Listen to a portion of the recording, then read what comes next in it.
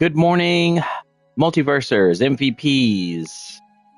This is your boy, Daniel Scott, aka Batman333, and we are back with another live stream episode, what have you. We're going to take a look in full and break down Season 3 MultiVersus. As since Tuesday, the Powerpuff Girls were released. There have been a lot of new changes to combat, to sort of like the overall feel of the game. They added some new content by adding the new rift. There's a new stage. We'll cover all of that in this video. I did sort of a quick sort of like sort of brief rundown of what I thought, of what I've played so far. I just didn't get a chance to. I've been really busy this week, by the way, but I didn't get a chance to really go through and really look at all the stuff for this season. And so that's what we're going to do today. We're going to sort of, take our time, break down a few things, I'll give my thoughts on, what I feel about all these changes and additions and everything. And, and if I have some time, maybe we'll try a couple matches or something. But let's go ahead and get into the video. I don't want to waste your time. I want to be as informative as possible, and let's get to it. So first off, the new ranked mode is now live, obviously. There were some changes to ranked. Let me go ahead and pull up some of the patch notes, and we'll kind of break down some of these new changes. So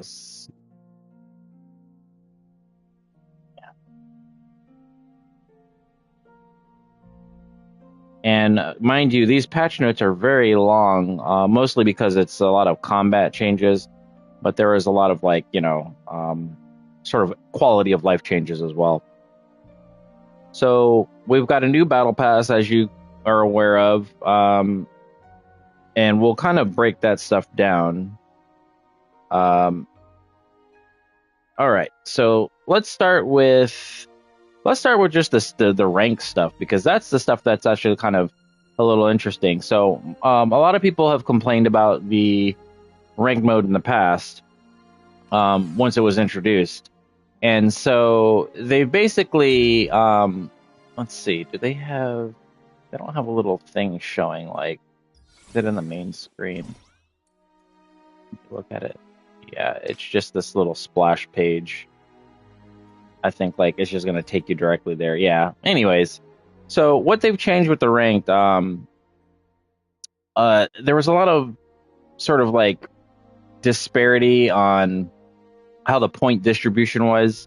Also, there was a lot of complaints about how you were matched up with people, in ranked and everything. You could be a lower tier gold, but you could be fighting like a master. I mean, that's still going to be prevalent in this game.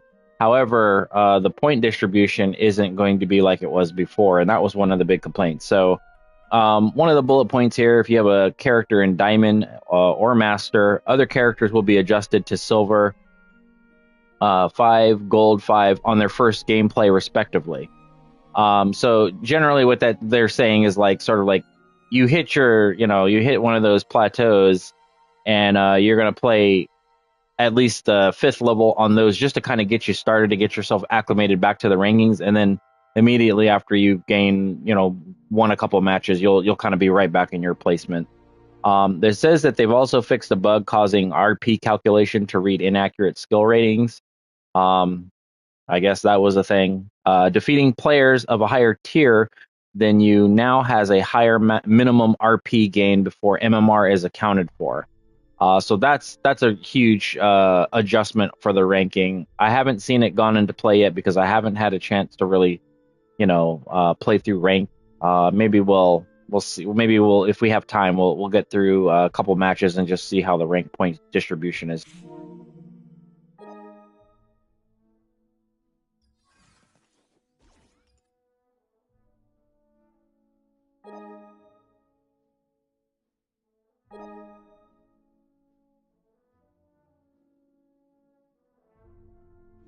Every time I forget to turn the voice commands off. It always interrupts me.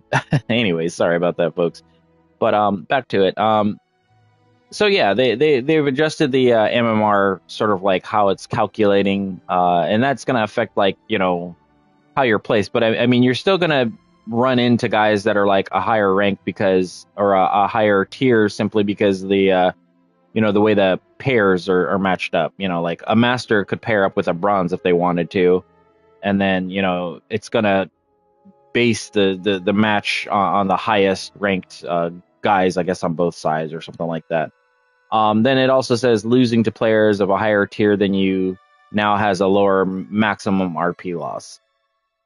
Now, here's a note that they left. It says, we started with a light touch. If we feel RP gains aren't appropriate for significant differences in rank, we'll tune further via server hotfixes. So if they kind of notice, like the progression is still kind of a little wonky, they'll obviously send up some kind of a hotfix and fix that. But what's cool about hearing this is the fact that they're actually actively, they care about how we feel about ranked, at least. And so this is technically the second season of us having the ranked mode implemented live. Then the rest of it is just like base progression and lower tiers has been toned down a bit. There are now multiple mechanisms to accelerate high skill and experienced players. We'll see about that. Matchmaking favors games with players with a single tier, but may still fall back to 2 tiers. Okay, that's understandable. Pre-made groups are assigned, and this is what I was talking about just a few moments ago. Pre-made groups are assigned their MMR by the strongest player for both placement and RP calculations. So that's how that's going to work. And then raise the target MMR for Master. And then this is something that's pretty nice. Master 1 players will decay RP for inactivity. So, you get those guys that'll climb all the way up to the top, and then they sit there, and they've got their, huge RP point advantage over the rest of the people because they just, sucked in the time to do the rank mode, and they just sort of sit there at their rank. So now they're going to have like decay, which is, I think is kind of fair. It just gives people a chance to kind of climb because, I mean, yeah, granted, something may happen, you may, some life thing comes up and you just can't play and dedicate the time anymore. At least it gives the other players an opportunity to sort of catch up, Unranked plus ranked. We now use open skill to calculate MMR instead of a customized version of Glico for matchmaking. This should result in new and returning players getting more appropriate games. They kind of talked about this in their presentation, and I guess that's just what they're calling their, software or algorithm, whatever it's called, to hopefully make the matchmaking experience a little bit better on both ends. So, all right. Next, they've got some maps. It's actually a map, but we'll take a look at it. So let's go ahead and go into training, and hopefully it's just there. So let's see. We'll go to here. And it looks like, yep, they got it. So this is the 2v2 or 1v1 version and the 2v2. But let's take a look at the 2v2 because it's just got some cool things to it, and we'll just, sort of take a look at it.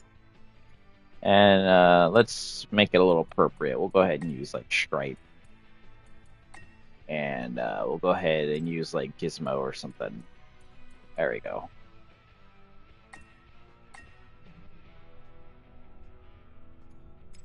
All right, there we go. Okay, so this is my first time actually looking at this map. It's themed off of the Gremlins movies, and as you can see there, we got a bunch of little gremlins in the back watching a movie screen. And then down here on the bottom, you see a couple gremlins hatching from their little eggs and whatnot. And so let's have him at least fight back or something. There we go. Just to make this a little interesting, because I want to see, like, so here, it said that if you're playing, I guess 2v2s or something, when people are on like one platform on this little elevator thing, you could potentially make it. It's like a stage hazard. You can potentially make that thing fall down, and then the other one will kind of rise up. And it's on a pulley system, as you can see up here. Oh, if I can, yeah, see the little pulley up there. So it's supposed to make it so where, like, you know, you're gonna be. Hey, what's up, Cage vs. Cage? Yeah, thank you, man. Yeah, I hope everything's all good too. We're just doing a little breakdown of Season 3. Just kind of, you know, I haven't had a chance to really play this week. And today was a good day for me to kind of spend some time and, you know, just see what we got going on. But thank you for joining the stream, man. And, you know, maybe I'll get some matches in and maybe I'll, you know, send some invites out and stuff and we'll just play together. But yeah, this is just the new stage. Looks cool.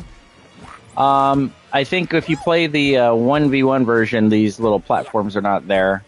But I'm assuming that it takes, like, you know, maybe this is triggered or maybe you have to stand on it with multiple people. I don't know. Like I said. Oh, no, that's okay, man. As long as you're stopping by, I appreciate it, man. It'll be recorded anyway, so if you want to catch up on the rest of the video, I'll make sure to timestamp everything and, you know, kind of mark all the different points I'm talking about so you can kind of check out the things that you're most interested in. But yeah, supposedly, like, I think you just have to have multiple people in order for this gimmick to sort of, like, work with the stages. But it's cool because, like, you know, I'm noticing, like, the animations that are in the background. Some people don't like this stage, primarily because of this platform setup situation right here. It's kind of a small setup, if you will. You know, if you take away these platforms and then you deal with just this platform and this platform here, you are kind of limited to, you know, your fighting space here. And it's just like the Warner Brothers stage. You know, if you jump up, maybe have some kind of projectile or something that you're going to throw, it could probably mess you up. You know, we'll see. I believe it's in the ranking map. You know, it's considered one of the rank maps. So hopefully it's not too, you know, too annoying to deal with. But yeah, it looks like you can survive right here in the middle. Much like the Mystery Mansion stage, you know, where they've got like a hole in the floor and you got dual walls with no platform though. But we'll see. And then they, like, if you die, I think all the gremlins cheer in the back, so that's pretty cool. And there's like a little shadow of a movie playing in the ripped screen there. So yeah, I mean this is pretty nostalgic. I mean, I grew up on this. The platform move. One person standing on or here too. Oh, I see. Okay, he was just explaining why the platform isn't moving. So, appreciate that. Yeah, so, this is cool. I mean, I can't wait to actually try this with, like, actual people and just kind of see, like, how the ebb and flow of that sort of stage works. So, next, let's go to this other stage. Let's see. On the Cromulon stage, center floating platform size increased. So, Cromulons. Oh, I'm assuming you're talking about the middle part of this stage. So, let's see. Okay, yeah, it's pretty cool. I like how that they do that too. It's pretty dope. Yeah, so they just said that the size of this increased a little bit, I guess. I mean, you know, maybe. This stage doesn't bother me too much, but what I was told or understood is that they've taken out the walls because of some of the I guess some of the exploitative things that people were doing, and I don't know if that's true for both maps, but it looks like both yeah, the speakers are gone. I mean, they didn't bother me too much, but what I would do when I would start this stage is I would just either destroy them or get my little Velma setups in them until they were destroyed. So I don't know. We'll see how that. I guess that's cool because it's going to engage the fights a little more because I think what would happen is a lot of people would. I know that I would start up on a speaker and just kind of wait out the situation to make sure that I wasn't going to get pummeled into it. So I guess it just starts the fighting up a little bit more. So, all right, Dexter's Lab. They fixed an issue.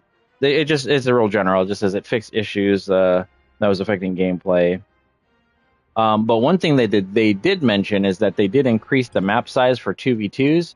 And that, my friends, is an awesome thing because I have complained about the Dexter stage so many times in many streams. And a lot of it had to do with the fact that, and there's two variations. So there's one with the platforms, one without. Oh, this is probably like free for all, and this is probably like the normal one. Let's take a look at it. Just curious to see how they. But anyways, they said that they've given the map size like 20% increase, and then the normal Dexter stage is what's set for 1v1, which is perfectly fine. Oh, okay, yeah. This is definitely a big change. I like this. I like this for 2v2s. Yeah, you got more room to fight now. So, oh yeah, look at these platforms. Look how long that is now. Okay, perfect. And then just comparative to the 1v1 version. This is the old version, or you know, the one that we've all been using for 2v2. See that? See the platforms are a lot shorter. So, okay, that's cool. All right, moving on. What did they say about Teen Titans Tower? Let's go ahead and go to that map. Blast box width increased on all variants. Sidewalk off platforms removed. Oh, okay.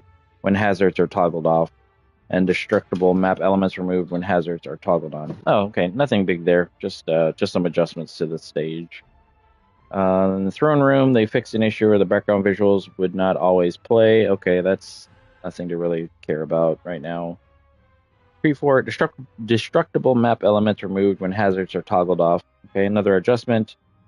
Trophy's edge, floating platform sizes increase. Okay, so for the most part, they've just made sort of like adjustments to things that were either destructible, and if their stage seemed a little too small for 2v2s or whatever, they just increased the size. So then next they were just talking about like the ranked map pools. So it looks like the 1v1 map pool is going to be Dexter's Lab. Dexter's Lab 2 has been 1v1 has been replaced by Dexter's Lab 2. The Sky Arena 1v1 has been replaced. It's got a no platforms variant. The Water Tower with the locked door has replaced its default stage variant. The 2v2 map pool, Sky Arena has been replaced. Its no platforms variant. Water Tower locked door has been replaced with the default stage variant. And then unranked, we got Dexter's Lab has returned to the free-for-all pool. Dexter's Lab 2, 1v1, it's the same stuff that I've just mentioned above. They've just now Midnight Showing has been added to the free-for-all pool. So it looks like this might only be during unranked. Maybe they want to balance some things out before they put the Midnight Showing in the ranked pool. 1v1 has been added. Okay. Yeah, that's just saying like the maps that are in the 1v1. So that's going to be the new Gremlin stage, Dexter's Lab 2 1v1, and the Water Tower that's been replaced. So, all right. So let's go ahead and go and talk about some of the training mode stuff. Let's change the map back to the training deal here. Let's do it with. Let's do 1v1 training. Okay, so one of the things that they've added, let's get this to something where I can. Well, actually, let's take a look at these. So behavior. I don't notice anything different that they've added here. I don't think they did. Like in terms of the different things that you can make the bot do. So like dodge after hit stun. That's the really big one that a lot of people use. That's so that you can test out combos and see if they're true or not. Dodge away after hit stun. Dodge neutral after hit stun. Dodge random. Oh, okay. I don't think I've ever used that, but that's probably been there. Dodge random after hit stun. Okay.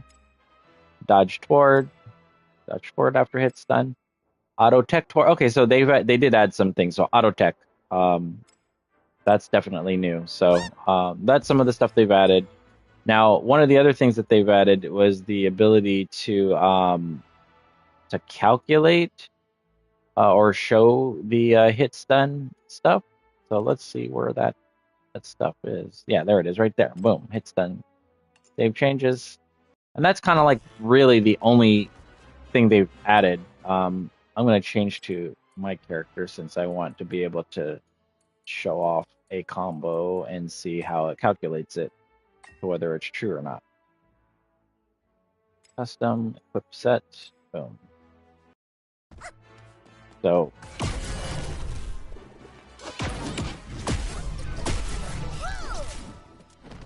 that's cool. It shows also the damage, so you can kind of keep track of.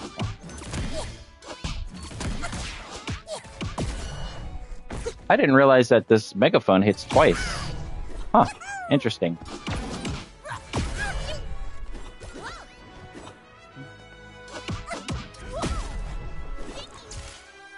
So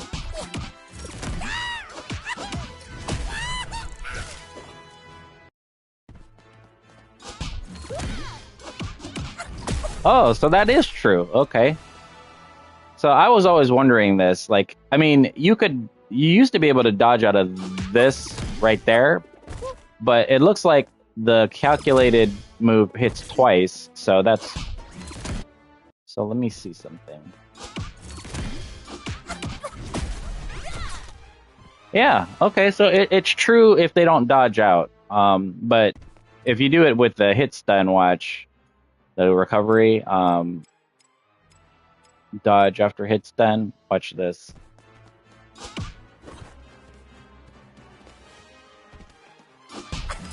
See, they can dodge after that first hit, but 1, 2, they can't dodge out of that. And then like if you can catch them to,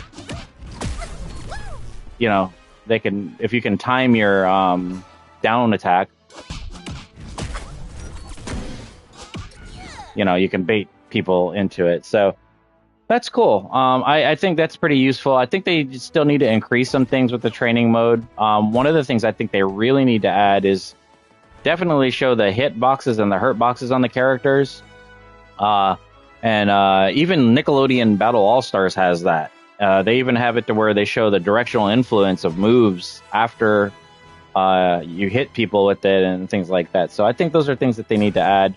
But one of the hugest additions they need to add to training, I think they need to simply add recording so that you can record, you know, characters' scenarios and things like that. So, all right. So this is a good dovetail into what do you call it?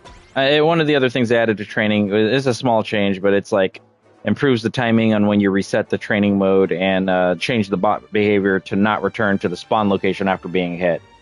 So, you know, minor things, but not really anything significant to, you know, making this a more improved training mode. But let's get into the movement changes, because that was a good dovetail into this, because that's a lot of what has changed and what I talked about in my last video. So the notes here say that they were looking to increase fighter movement in the air to improve feel, allow more approach options, increase player skill expression, character-specific movement changes are listed in the patch notes, yada, yada, yada.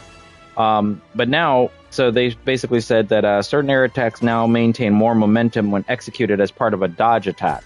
So stuff like this is a lot faster flowing. See? And you don't lose that momentum. Before, you would kind of stop short, or it was so not slow, but it was just like the momentum was slow to where you would stop just too short of something. So now, you know, you can get a lot lower on your spikes, be a little more trajectory oriented, you know, maybe even do something along the lines of like, you know, if I don't have that hit stun thing on, you know, I could, if the person hasn't dodged, let's see how this works. You know, if they pick the wrong dodge, basically, it's like I can continue off or something like that, you know. And you just simply, oh, look at that parry, nice. You simply just couldn't do stuff like this before. Yeah, see, and so people can anticipate things, and so yeah, you could potentially see things like that too. Oh, there's my 2-hit auto tech. But another thing that I've noticed with the movement is like being able to switch directions a lot easier when doing your jab combos. I think that's huge, man. You know, because like if you can carry somebody and you can kind of slightly get them behind based on how you stagger your jabs, you can get some really cool combos. You know, continuing on in the air. Let's see. Certain air attacks will now maintain more momentum during attack startup, and so that's what I was talking about too. Like when you're like this is look how far she moves if you just do it normally. Like I'm gonna do her air side special, right? That's how it normally would look. But look how much more you get to, you know, by just boosting it up. So, you know, and it's just you just have a lot more speed on your fast falling. You know, if you're on situations like this and you want to use like some edge guarding, I saw this and I talked about this in the last video, how like, you know,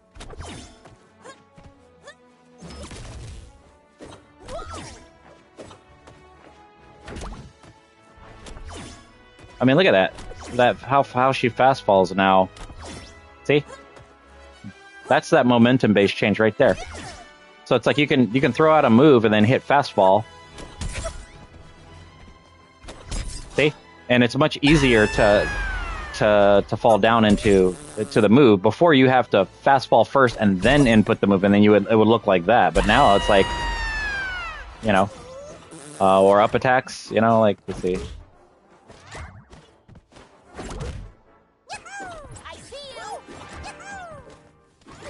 And you can still do the grounded one, you know, where you're just holding up towards or up back and doing the dash and inputting the up attack.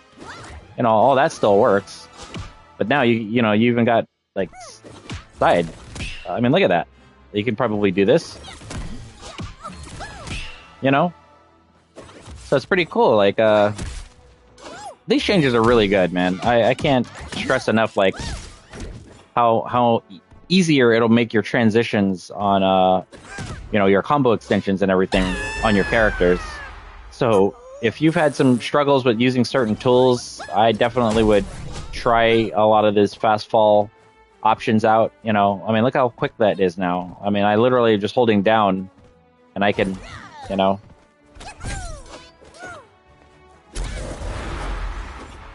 like, can I fast fall and neutral attack? Like, yeah, sorta. So it's one thing to keep in mind. It's going to affect certain moves too. So you know, you might not have like every move will be able to do that. But look how quickly you fast fall now. It just feels like a true fast fall. You know, a double jump fast fall. Look at that. And then with added a boost, you know, or dodge. Just better placement. You know, better, quicker placement with your movements.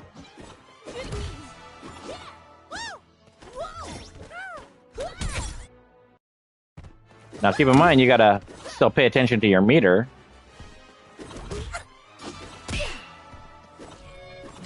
Oh, when doing these things.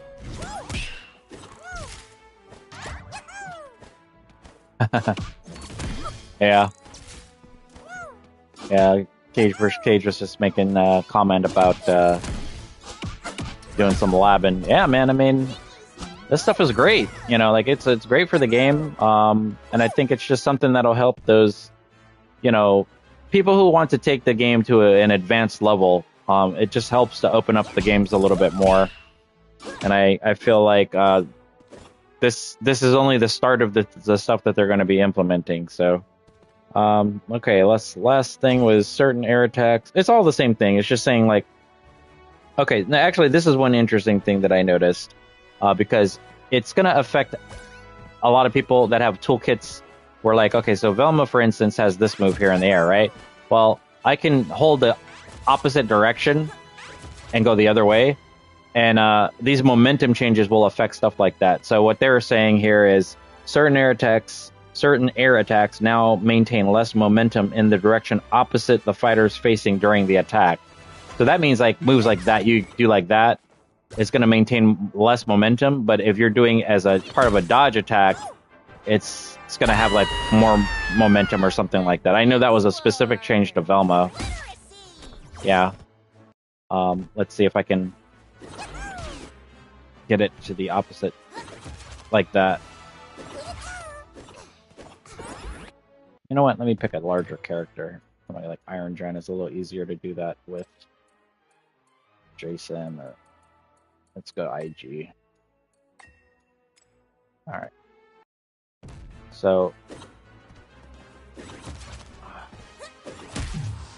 yeah, you notice, but look at that. It'll carry. What's nice about that though is it'll carry them into.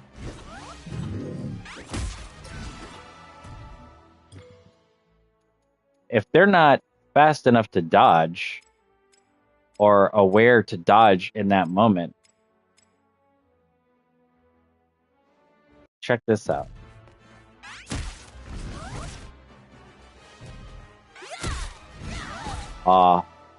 Maybe it's because he was neutral dodging. But see? I mean, come on, man. That right there, that's... look how cool that is. I mean, you could not... I don't think you would be able to have done that before without these changes. Let me throw out the book. See, and this is why we're doing the breakdown of the movement stuff, because... yeah, and the fact that they gave her that new move... Okay. Come on, man. You can't tell me that that's not cool. And I'm pretty sure like other characters will have things like that. You know?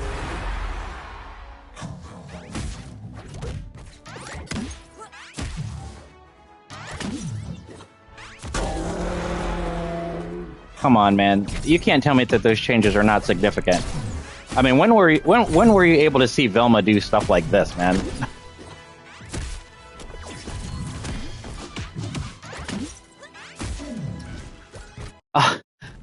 It's like the more you sit and try things out, it's like you'll find certain things may work now, you know?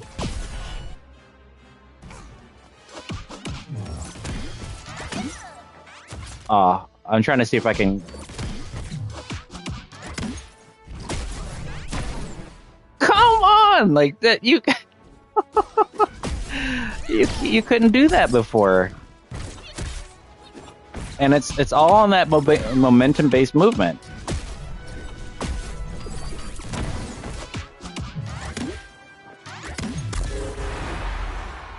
I'm telling you guys, people are gonna cook with their characters if they figure this stuff out.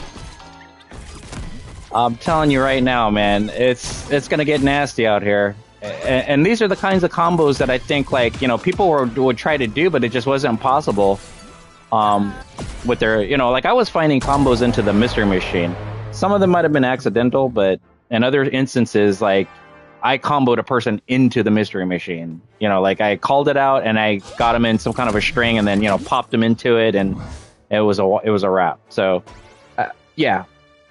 All right, let's get back into the changes because I'll be here all day trying to find some cool combinations, man. I mean, I can't help it. It's just... it's so much more fun now, like to do her aerial combos and even grounded combos because she didn't really have a good ground combo game at all. You know. Anyhow, additional changes: wall, ceiling, terrain bounces no longer count as a terrain bounce for triggering an automatic tech. Okay, I guess that's understandable. Only floor bounces count towards the automatic tech. So I guess that's why they took out the walls. They want to make sure that people that are using the walls for their combos. I know like Black Adam players, several other types of... Oh, wow. Several other types of players were using the walls to their advantage, and then added with the new teching thing. The walls would, I guess, what does it say here? Yeah, they don't count as triggering the auto tech. You know, where you just doing that stuff. Yeah, that right there. So like people were finding combos into walls where like it would count as an auto tech, but they're not now. So I think that's why they took the walls out, because they don't want people abusing them just yet. Because you're gonna find probably some crazy combos when they put the walls back in the game. You know, I don't know, man. I just feel like these guys are really doing a good job of at least updating things to improve the quality of life of the game. All right, so let's go to the perks real quick, because that's something they've added. I haven't seen these new perks yet, but let's start with... okay, so what's one of these new perks? This one. Is it? No, that's not new. Actually, none of these are new. They're going to be on the general perk. So is that this one? Okay, here's the new one. Broken Wing. So if you get knocked back while having no jumps, you gain an extra jump. So basically, if you run out of meter or your jump attempts, you know, you'll get like just that last extra jump to kind of save yourself. I don't know. I guess I would find that more useful for somebody who just is maybe slow, like your Jasons or something, and they just need that extra recovery. I don't know. The next general perk, Blind Spot Guard. I still think this perk is still worthless. It's Rage Taunt one. Airwalker. Let's see, I guess it's under here. Yeah, there it is. Blind Spot Guard. If an enemy dodges your melee attack, briefly gain some gray health. So, okay, let's just see how this looks. I just want to see how this actually looks. We'll set Iron Giant to dodge. Okay.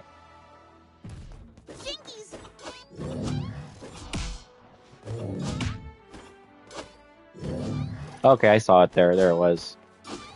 So if he does like an actual a dodge where it shows dodge, that's when you get the health. Like a lot of people was wondering like if this was gonna have an effect on, say, like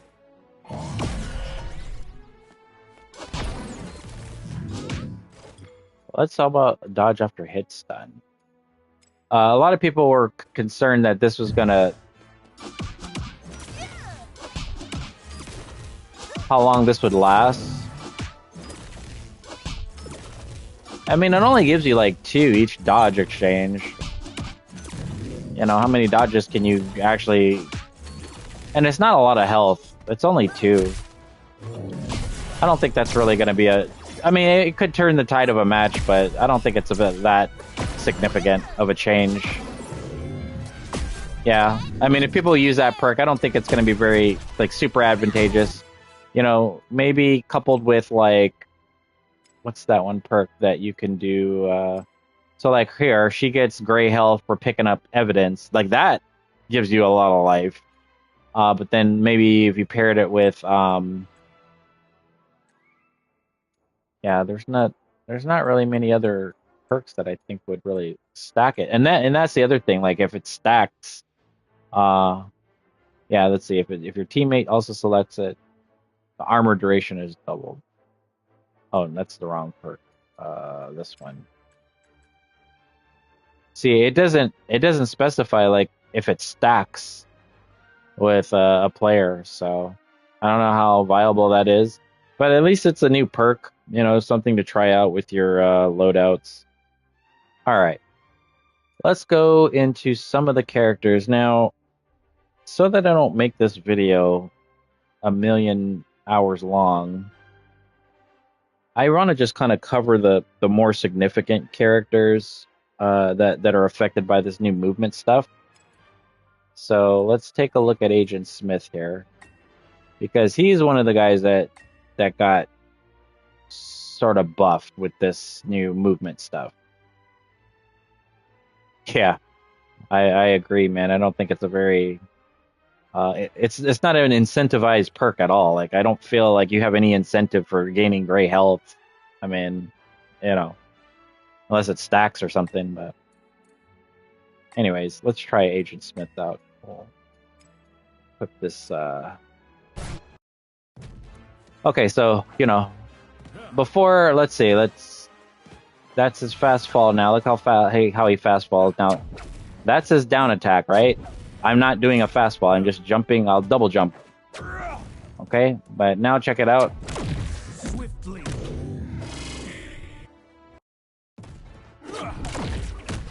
Yeah, he goes so much lower now.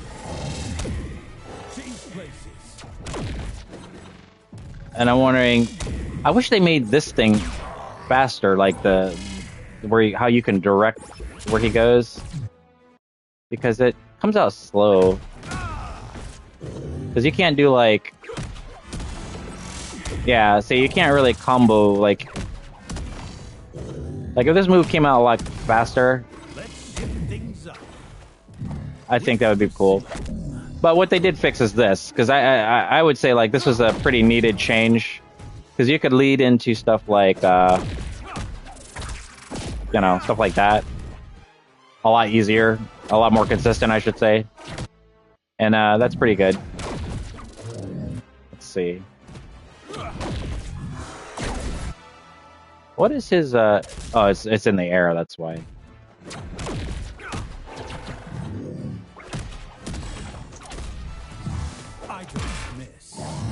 Oh, yeah, can you... I'm wondering, yeah, I guess that it's affected that a little bit. Like, the move doesn't come any faster, but at least you're a little more lower to the ground now. So this is something that's affected by that new base movement change. I use Agent Smith, but not like a lot in ranked, or just in, I used to use him in free-for-all just because he was pretty fun. But yeah, I mean, I'm not by any means an Agent Smith pro, but yeah, I mean, you can, like, I'm just applying some of the stuff that I would do with Velma, switching sides, all that stuff, man. See, look at that. You can just do some cool stuff like that.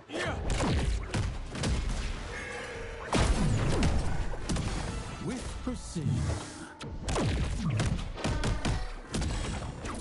Ah. But I have... Ah, they didn't dodge.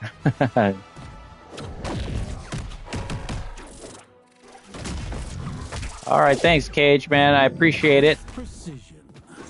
Thank you, appreciate it. I'll make sure to, like I said, I'll timestamp some stuff, and you want to catch the rest of it later.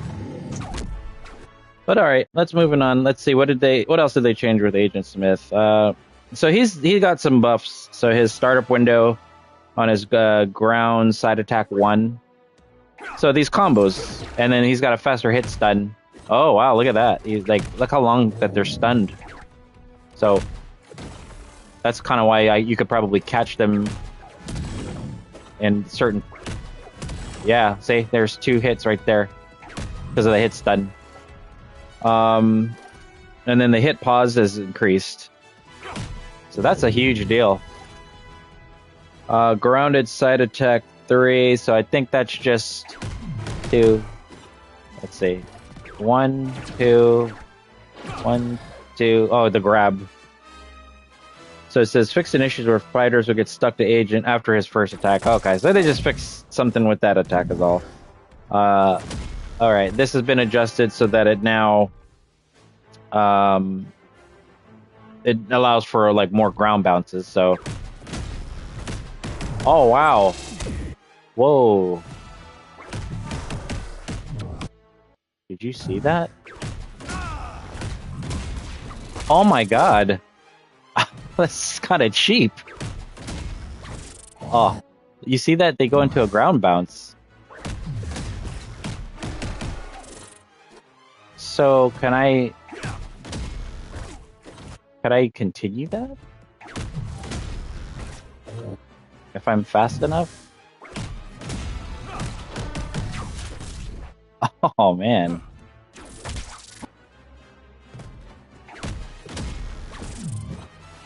I'm just trying to see what are the options. Because if you get the ground bounce, look at that. Yeah. So that works. That's what I was trying to see if I can go into. No, they're not stunned long enough. But you can do that. See, this is what I mean, guys. You need to explore your characters. You need to look at these changes, see what they are, and you're going to find that there's some new things you can kind of do with. And this is across all of the cast, to my understanding. Like, everybody has something unique in this way. Aside from that, let's see. His air side attack now allows a fast fall during a... Okay. Oh. Okay, air side attack. Is that? So what they're saying is that you can fast fall from it now. I mean, not that you... Oh, I see. I see. I mean, yeah, you can get a lot lower now. Yeah, you couldn't do that before. Yeah, because I would always try like stuff like that previously. Okay, all right, that's cool. Ground down special, fix certain projectile clank interactions. That's something that they fixed a lot with characters, but I have to play around with the projectile based ones. Arya has been adjusted, but they're more of like it's the general thing saying like, you know, this is what it says for a lot of if it has a star next to it, it says this for every character. It says now maintains less momentum when executed after dodging on a platform to prevent a bug that was causing unintentional extreme travel speed. So when you're doing some of these like fast fall dodge things from platforms, people were gaining like an extraordinary amount of momentum and they weren't supposed to, so they've adjusted that, and that's across all the characters. But it also says that things like, you know, now maintains more momentum during attack startup. So, you know, if you look at a move, air attack, side special, whatever, it'll indicate whether that momentum change has been adjusted to that character. So let's go to Banana Guard, because I am curious to see how they made him now. Because supposedly they fixed the fact that, like, you know, he was really one-dimensional. You know, like you can, you know, do this bit here, you know, and then just KO, and then you would see, you know, that standard deal. And then what they did is they made it so that his neutral attack, that right there, can combo, and also his war cry can combo. So let's see. It would be a neutral, right?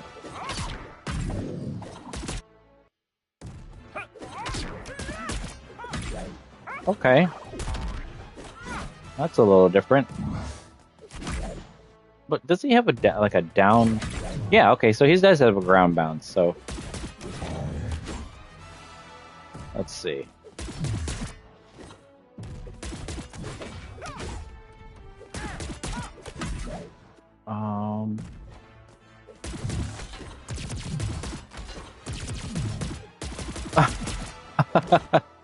Does that work? Oh wow. That's his down special, right? Yeah. I'm trying to look and see what I could figure out without having to look at the patch notes first. Just because I don't play Banana Guard very much, but he is a lot faster. Like jumping up and doing like stuff like this is a lot. Like he feels like a better combo character now, as to where before he didn't. So okay.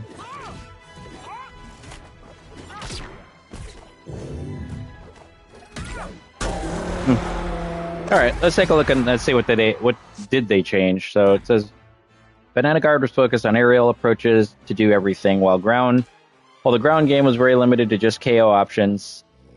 We have improved his gameplay to allow more combo routes and more unique approach for Banana Guard to explore. So his ground up attack on hit cancel window 4 frames. So they've increased the cancel window. So that's his grounded up attack. So I guess that just means, yeah, you could just you just have a faster cancel window to doing some things like, yeah, there you go. So like maybe something like War Cry, yeah. It's okay. So they just made it so that when you do up attack, it has a better cancel window from certain moves. So okay, that works. Air neutral attack on hit cancel window advance 1 frame. So that's that right there. So down maintains more momentum during attack startup. So that's the thing they showed in the presentation, where he can, lead into stuff like that. Maybe. Let me see. What's his neutral? That. Okay. So. Yeah. So you can just kind of cross up,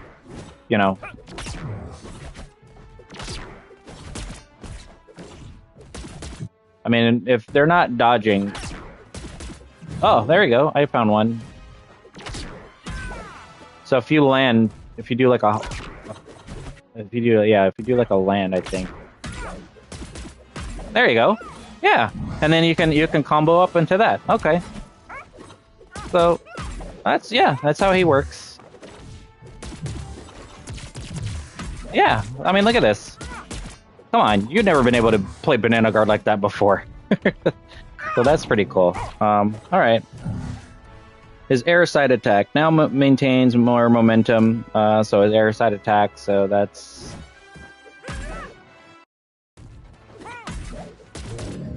just leads you into crazy stuff. Kind of the stuff I was doing just a second ago.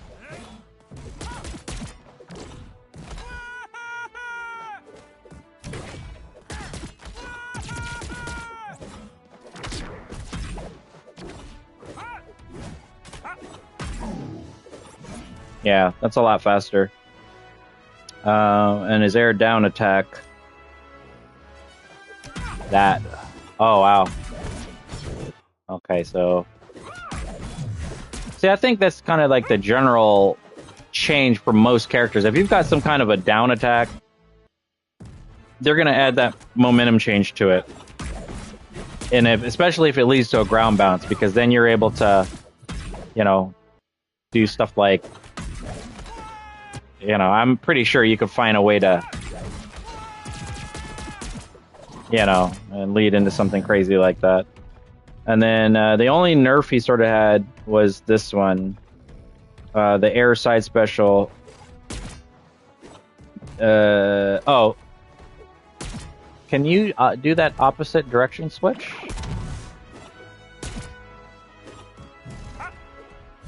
Oh, okay. So it maintains less momentum when you do it the opposite direction, like.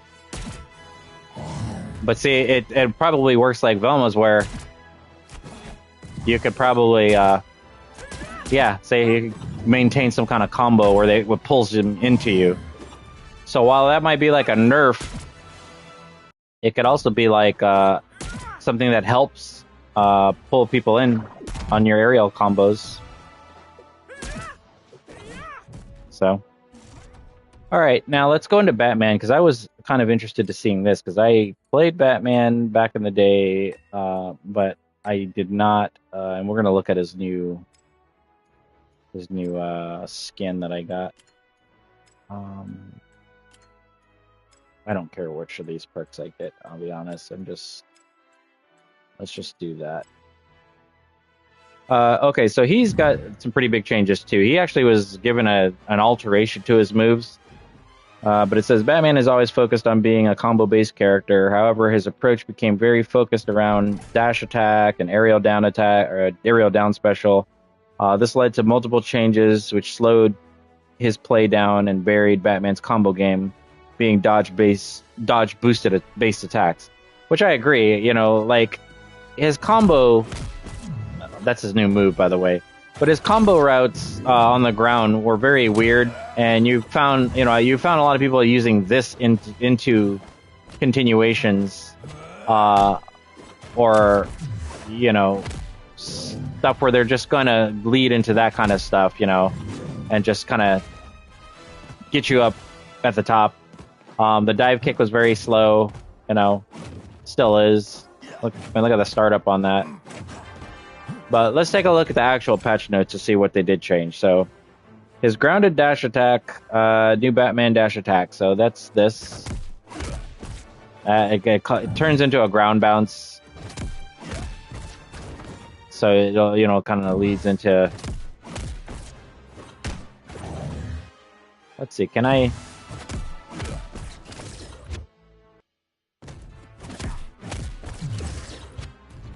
I wonder what can you do from that. Oh, okay, you can cancel battering into it. Oh. Oh, look at that.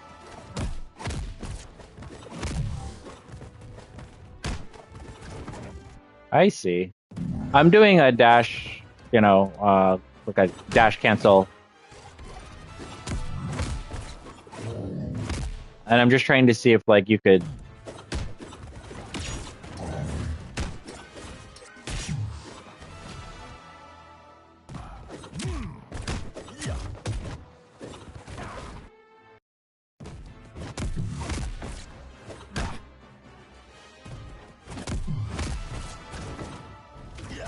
And this is something that they've changed to his slide.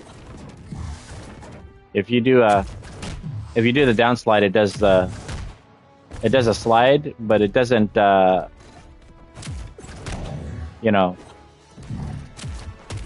it does that, right? If you just do one, but if you input down attack again, he does that. Now, can you stagger it like before?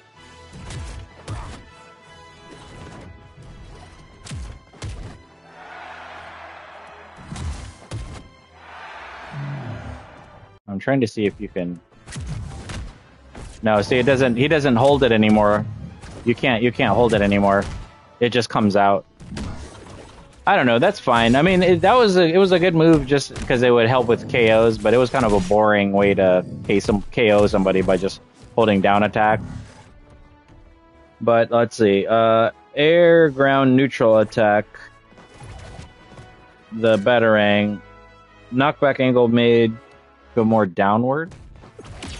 Oh, wow. Batarang gives a ground bounce. Holy crap. That's actually huge. Holy crap. Okay, that's pretty cool. And the hit pause was increased, so when you hit them, it gives you like some time to follow up. Ground down attack, that's this thing. Yeah, you have to hit it twice to get that the second foot sweep. But it is that a combo? Sort of like. Let's see. Can I do this? Oh no.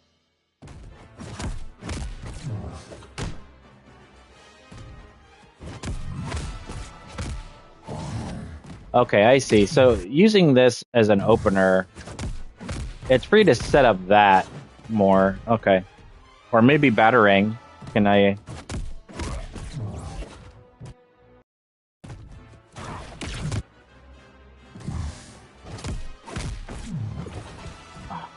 What I'm trying to see is like if I can get a second ground bounce from Batarang without having to hit him with it first. I'm sure there's some kind of way to do that. Okay, let's see. Air side attack now maintains. So that's. It's that momentum change where it's if you do it off of a platform, you don't get the like extreme travel speed. And then air down attack now allows fast fall during attack startup. So just you can get a lot lower, you know, a lot lower, a lot faster, and continue certain, you know, situations. So, I mean, I'll try him out. It's not immediate as to what I'm noticing other than the new move adjustments, but he's for the most part going to still play the same, minus the, you know, I mean, he still operates pretty much the same. Yeah. You're just able to kind of do more grounded things and be a little more creative with his ground attacks, but you have to incorporate that dash attack. Oh, there you go. That's kind of cool.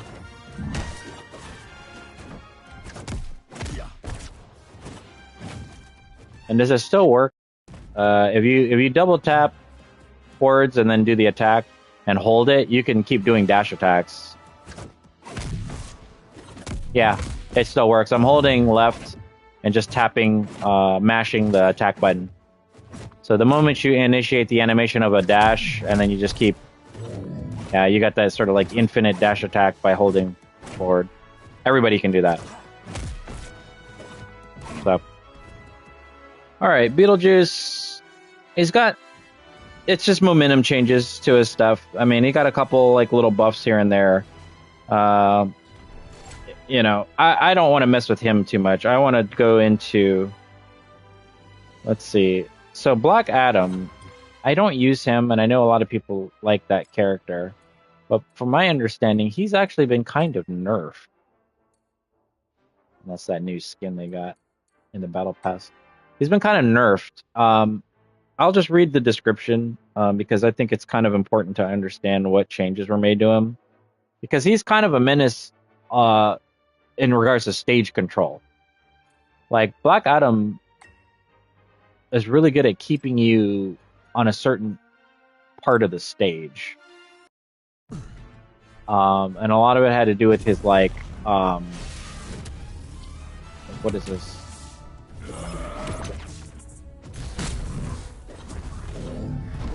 I don't use him particularly, so I couldn't tell you some of his combos and things. But here's what they said. Black Adam was very difficult to contest at a range or behind a partner.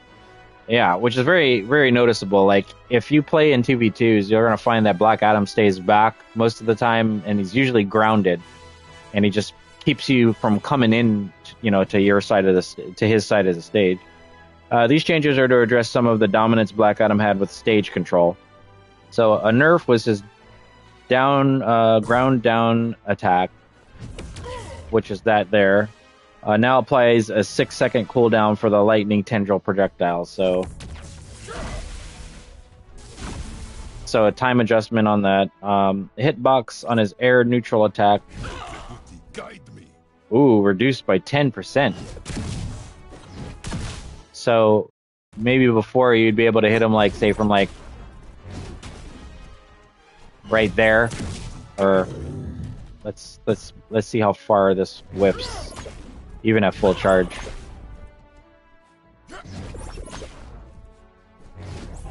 So right about there.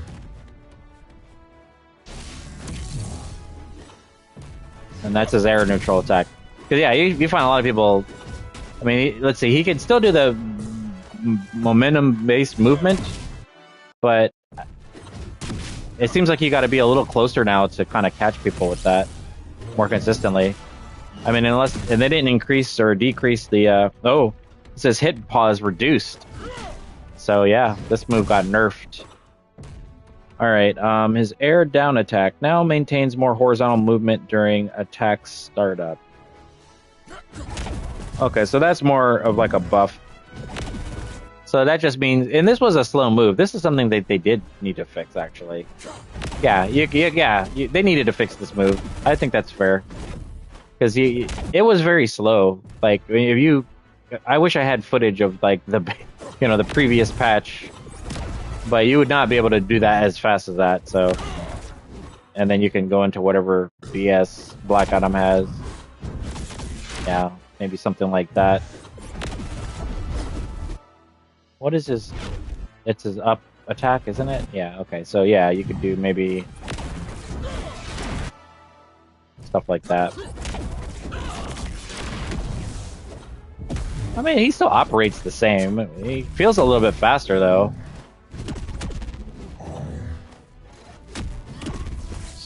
Yeah, that move.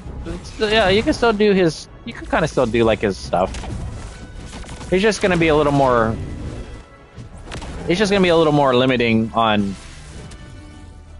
the moves that people relied on a lot of times. So, okay, air, ground, neutral, special, which is. Oh, that. Okay, what does this do? Oh, okay. Startup window. Before charge, reduced 5 frames, so they made it a little bit faster, but once the chain lightning has hit the enemy, that enemy is immune to chain lightning for 6 seconds. Oh wow, so that's a nerf.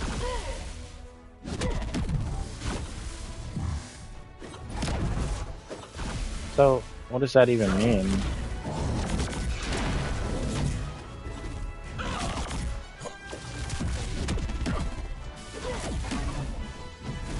I mean, you can still catch him and things. Yeah, he wasn't overall, like... I don't think he was hurt too bad, but he was... I think he's maybe a little more balanced, I guess. Air, ground, side, special. That now costs 1 unit of dodge meter. Oh, wow. Oh.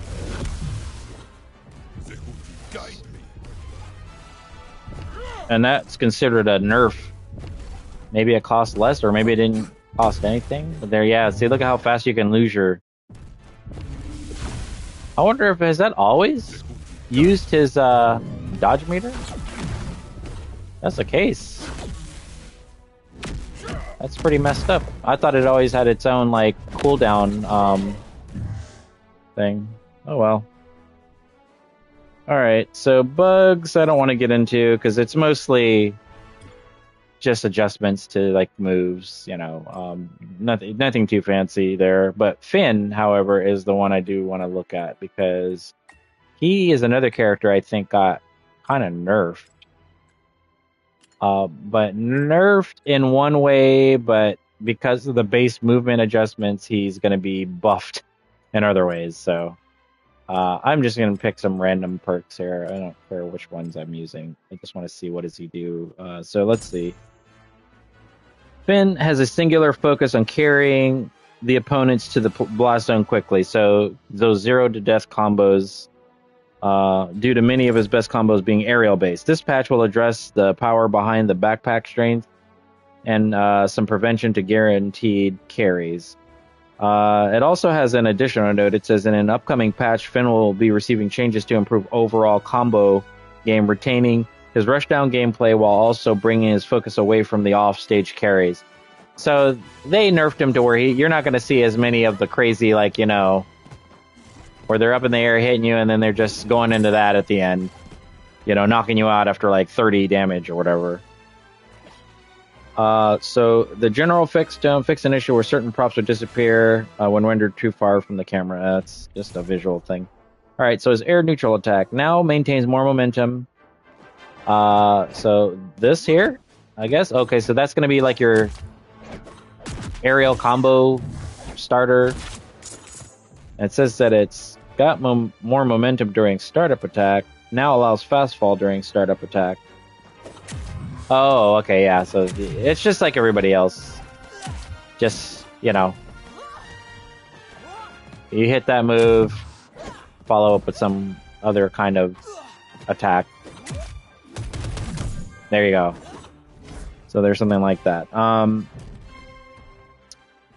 Repeat move lockout increase to 20 frames from 8 frames. So if you're...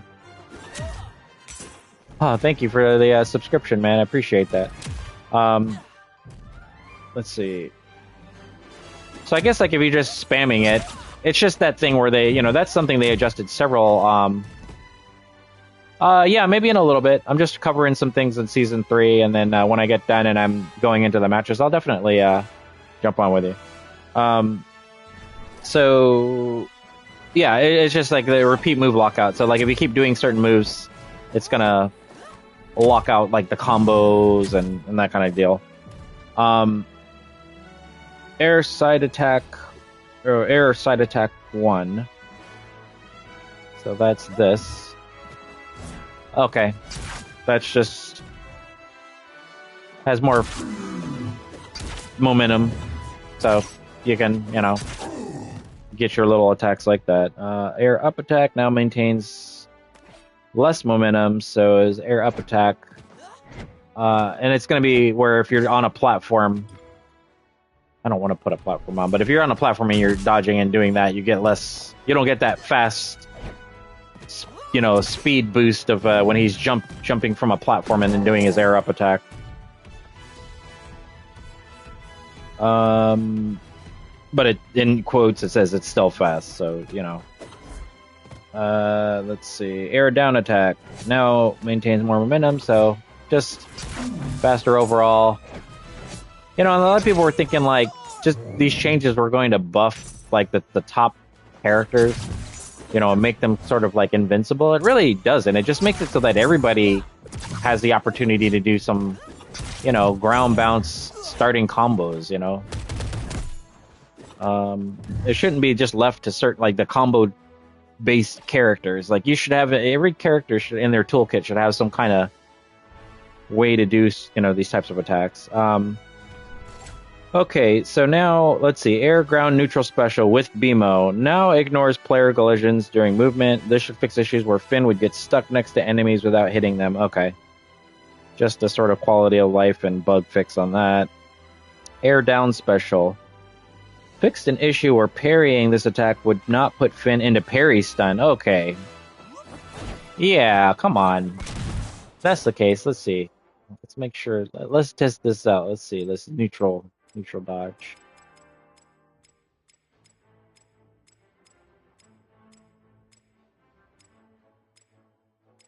Okay.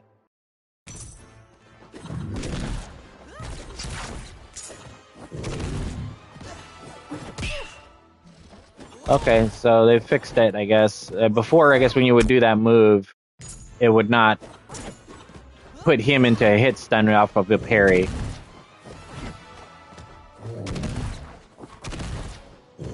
Why is he not parrying it now?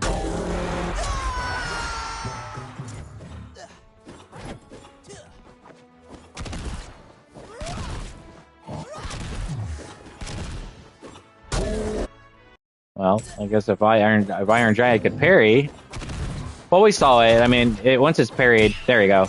He gets hit stunned. So there we go. But the nerf to it is the hit stun is reduced, I guess, on a player. So they're not stunned as long when he does this because, I mean, he can still lead into his stuff. I mean, I think I played a Finn, and he was still able to kind of catch me after that move. I don't know, not too bad, I guess.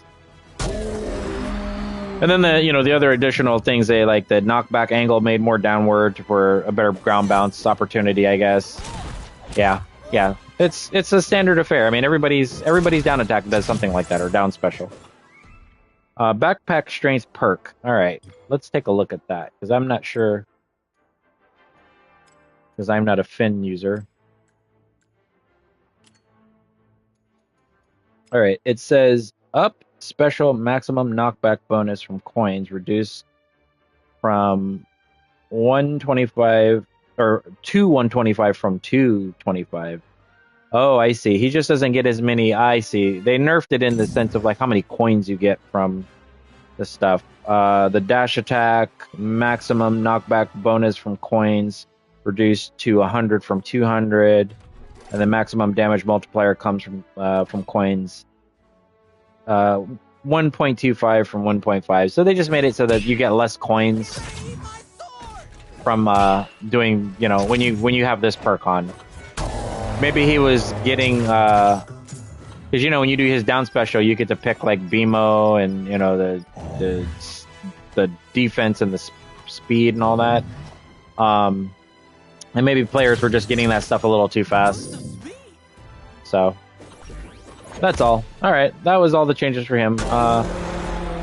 Garnet, she's another character that got some pretty cool changes. But again, I think it's gonna mostly be the same stuff that we've been kind of talking about, which is the momentum-based movement. And if you saw the presentation, you probably saw a lot of the stuff you can do with her now. You know, they're adding like armor to certain parts of her attacks. You know, she just overall, yeah, it looks like she goes down a little faster with her down neutral or her neutral attack. Let's see, what is her special, neutral special? Oh, that's just that. Down special. Oh, she's got a new signature perk. So let's take a look at that. I did not know that. So let's see, what does that perk do? Let's see what that does. Thunderclap. All right.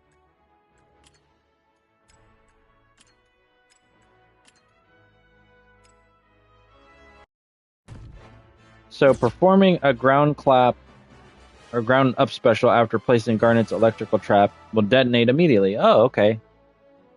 So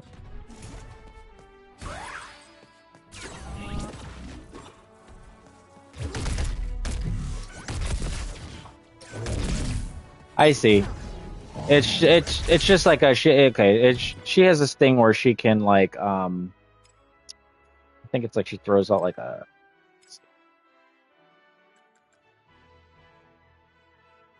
electrical trap. Okay, so what is the electrical trap? Not that. Not that.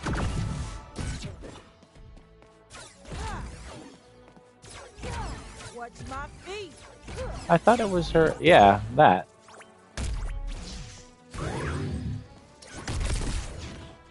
So that's the electrical trap deal. And I guess after you place it, it just detonates immediately. Let's actually look. Can we look at our move list? Let's see. Electrical trap.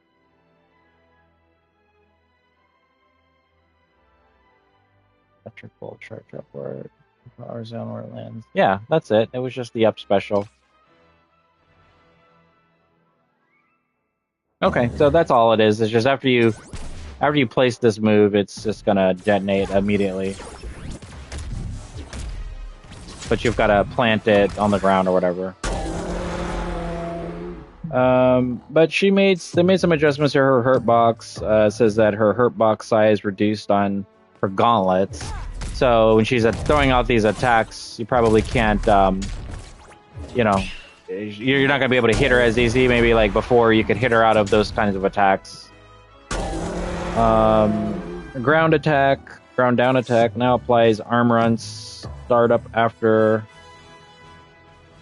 a charge threshold. Oh, okay, yeah.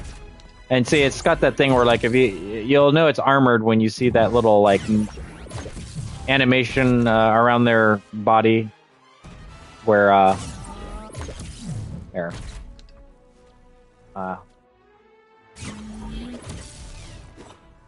Anyways, it looks like netting. I don't know how to describe it, but that was something that they've already added, though. I thought, or no, it was her attacks.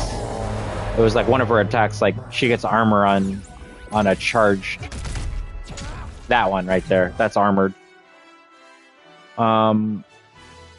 Uncharged shockwave projectile speed increased 15%. Maximum charge speed unchanged. Her air neutral attack on whiff. Cancel window advance 4 frames. So that's going to be a lot faster now, guys. So I'd watch out for this move here for if you're playing against Garnet players, because that was a move that they used a lot, and the fact that it's now faster, you're going to have some problems for sure. Because I mean, look at that. Yeah, she's gonna be more of a problem now. That's interesting. All right, air side attack 1 now maintains less momentum. Okay, that's just that. Air up attack. Okay, this is a nerf. Now maintains less momentum in the opposite direction. So that's her air up attack. So that. Oh, I see.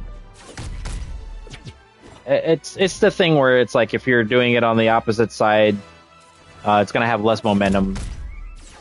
You know, so like if you're, I mean, for the most part, it still works the same. You know, you're gonna still feels a lot faster actually. If anything, yeah. I mean, oh wow, wow, that was pretty cool. All right, air down attack maintains more momentum, so that's that. On whiff cancel window after landing delayed 10 frames. So if you whiff, okay, she has a longer recovery, so you can punish it. Is what they're saying. If this move whiffs, yeah, her air down attack. If it whiffs, she'll be able to be punished a little bit easier. Yeah, because look how long it takes her to recover back. So. Okay, air ground neutral special. Okay, rhythm buff can now be stacked a third time, granting Garnet and her ally a projectile shield. Oh wow, so that's this.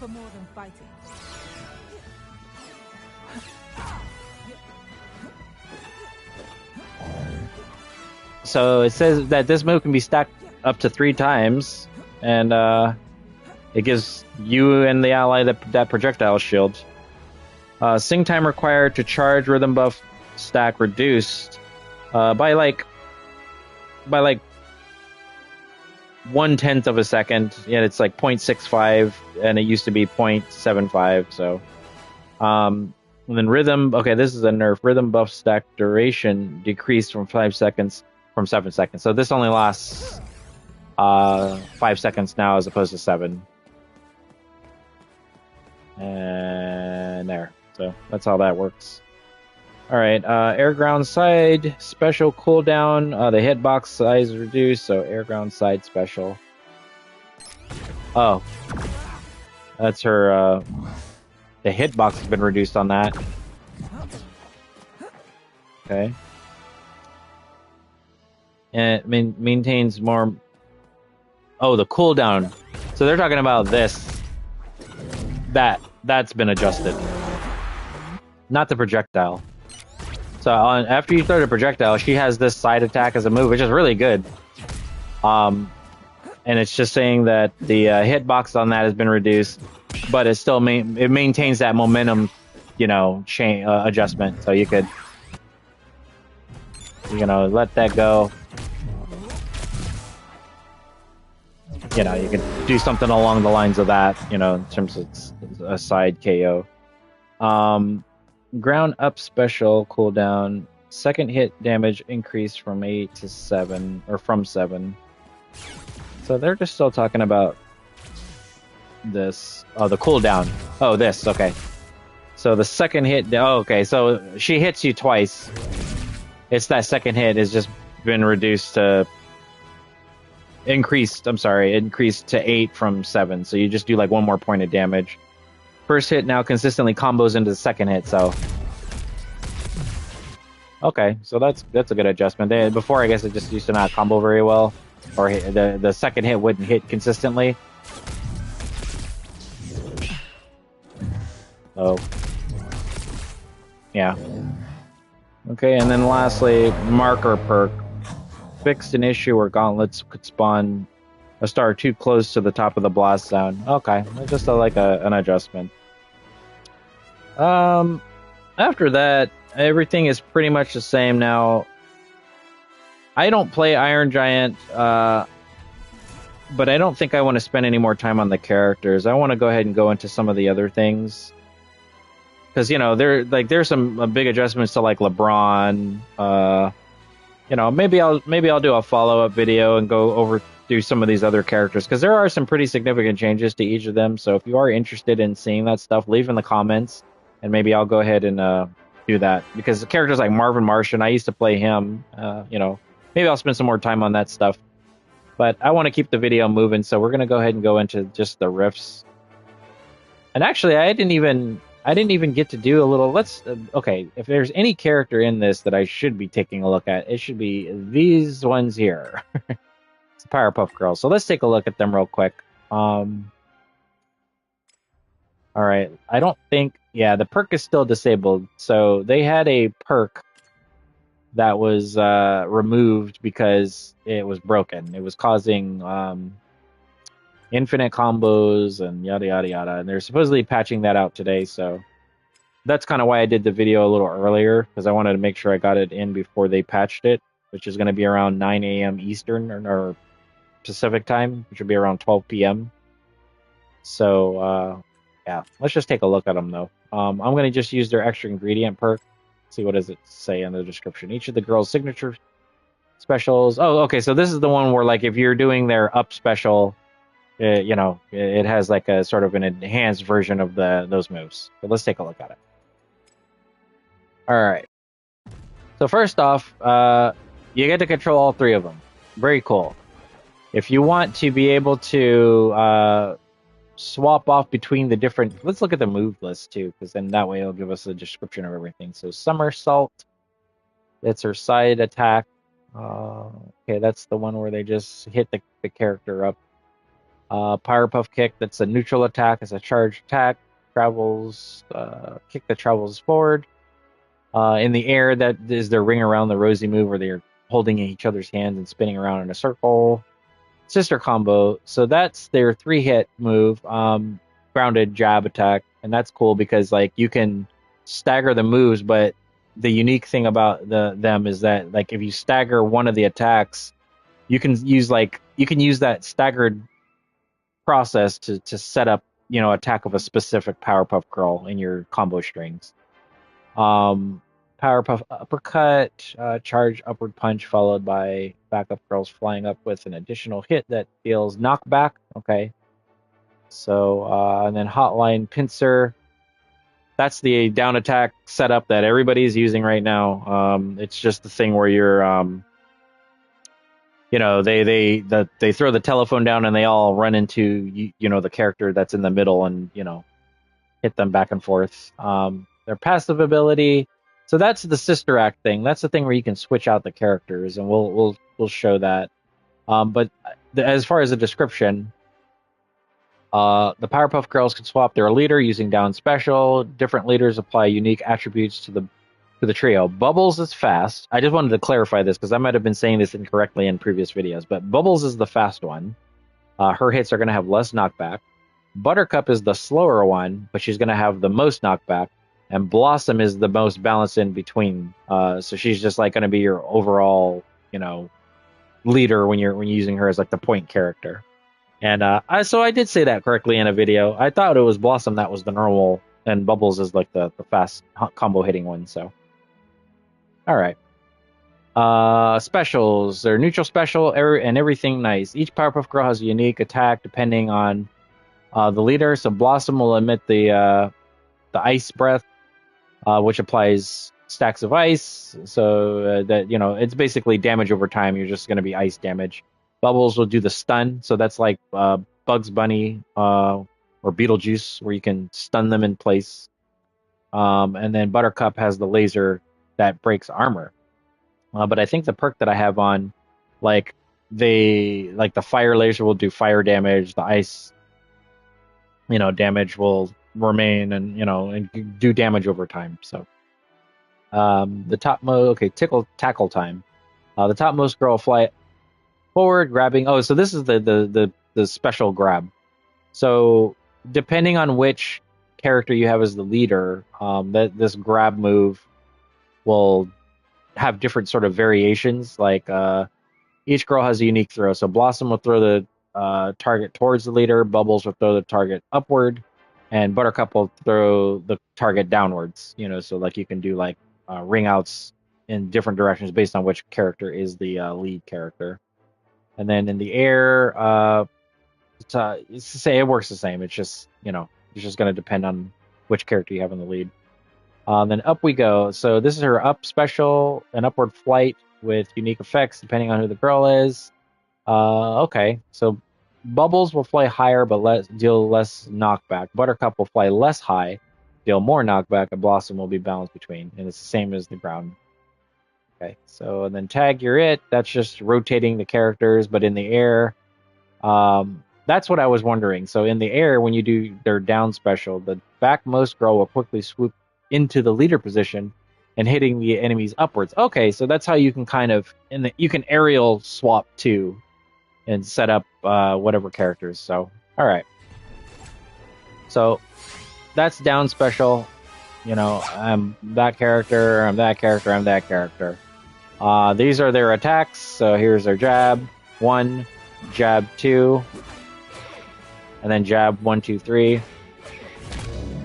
Okay, so you could stagger these and then swap, you know, and then do like something like that, or you can do this, swap, you know, and something like that.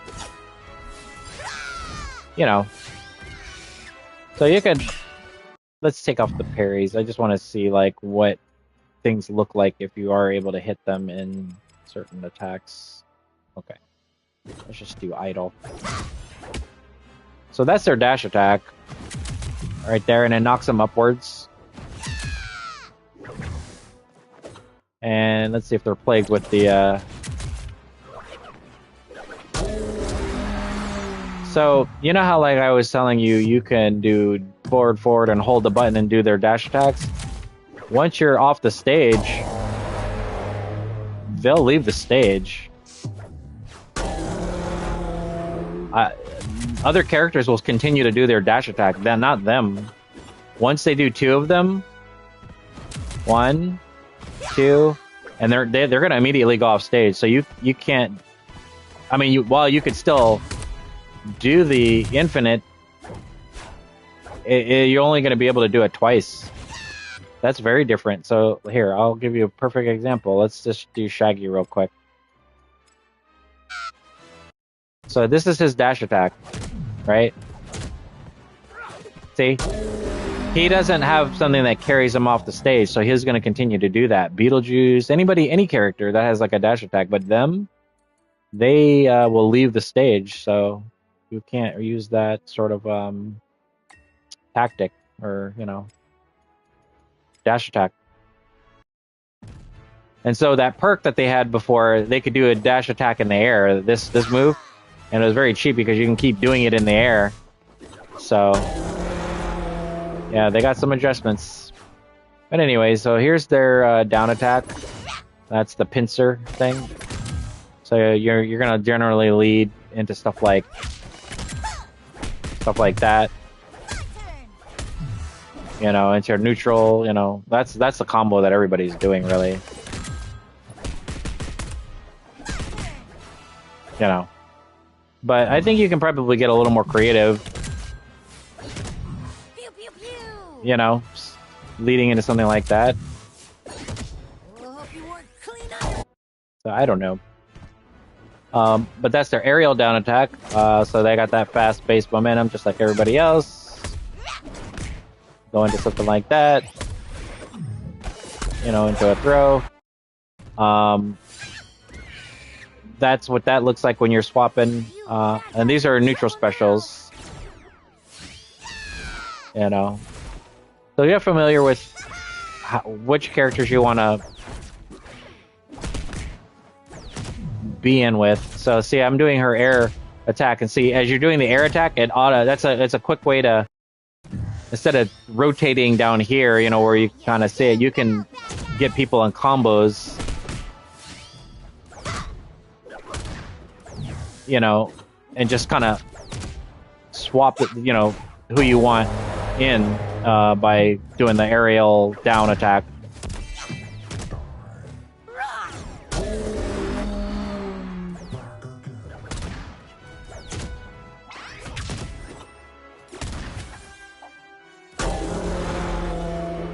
That's pretty cool. I like that, how that works actually.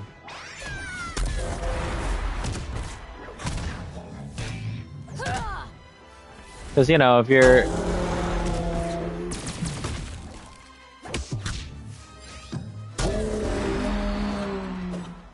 it's just you can find some creative ways to swap out the character you want in.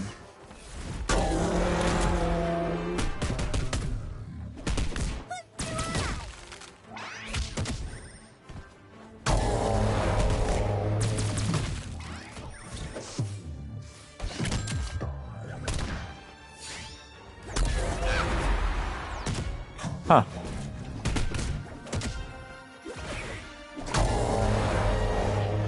Yeah, overall they seem pretty fun though. I mean, I like a lot of their moves.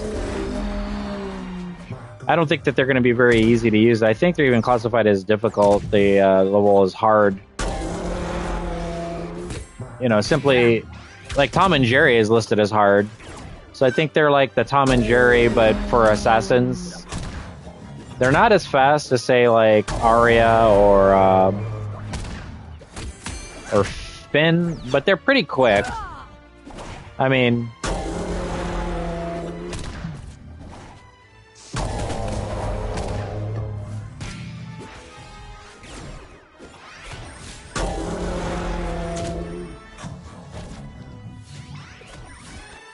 so yeah, say I'm trying to do like, so if I want to switch to a specific one for the air throw or the grab, you know, just be aware of who's going to be in the lead as you're swapping them out, you know. Another thing to keep a note too is that whatever character that is in the lead and they're thrown up front, you're not going to be able to hit them. You need to hit them when they're in the back. Their hurt boxes are back here. You know, when Bubbles and Blossom are back there, but not when, you know. So that's what makes them a little difficult to sort of attack. Okay, I mean that's pretty much the base moves for the characters. You know, I think what we'll do is maybe we'll go into the Rift to get to play with them a little more. That's your quick little look at the Powerpuff Girls. I didn't want to spend too much time with them because I think everybody out there has already done videos on them, and I just wanted to test them out and, you know, show them off practice. I haven't even purchased them yet, so let's go ahead and lead into the Battle Pass stuff real quick. So here we go. Here's our Battle Pass. I have not claimed them, and I'm going to claim them now for the first time. Got enough Gleamium, so let's go ahead and do it. There we go. Now we got the Powerpuff Girls. Alright, so these are the rewards you get when you first hit them. You get a... Oh, that's a cool Harley banner. Huh. Alright. And I've already gotten a little bit of the Battle Pass tiers because I played a couple like ranked matches and stuff. But we'll just kind of skim through this real quick. Let's see, we got Gleamium, we got a Gizmo icon, or badge. Oh, it's a Gizmo badge, okay. And everything nice. That's a profile icon. Another emote there. Okay, so there's going to be a new gem. And you're going to earn them through the Battle Pass. You'll probably unlock them by just doing the Rift, so... this is a new ring out. This is Rick Prime, so a lot of people were excited about this one. It was a highly requested skin.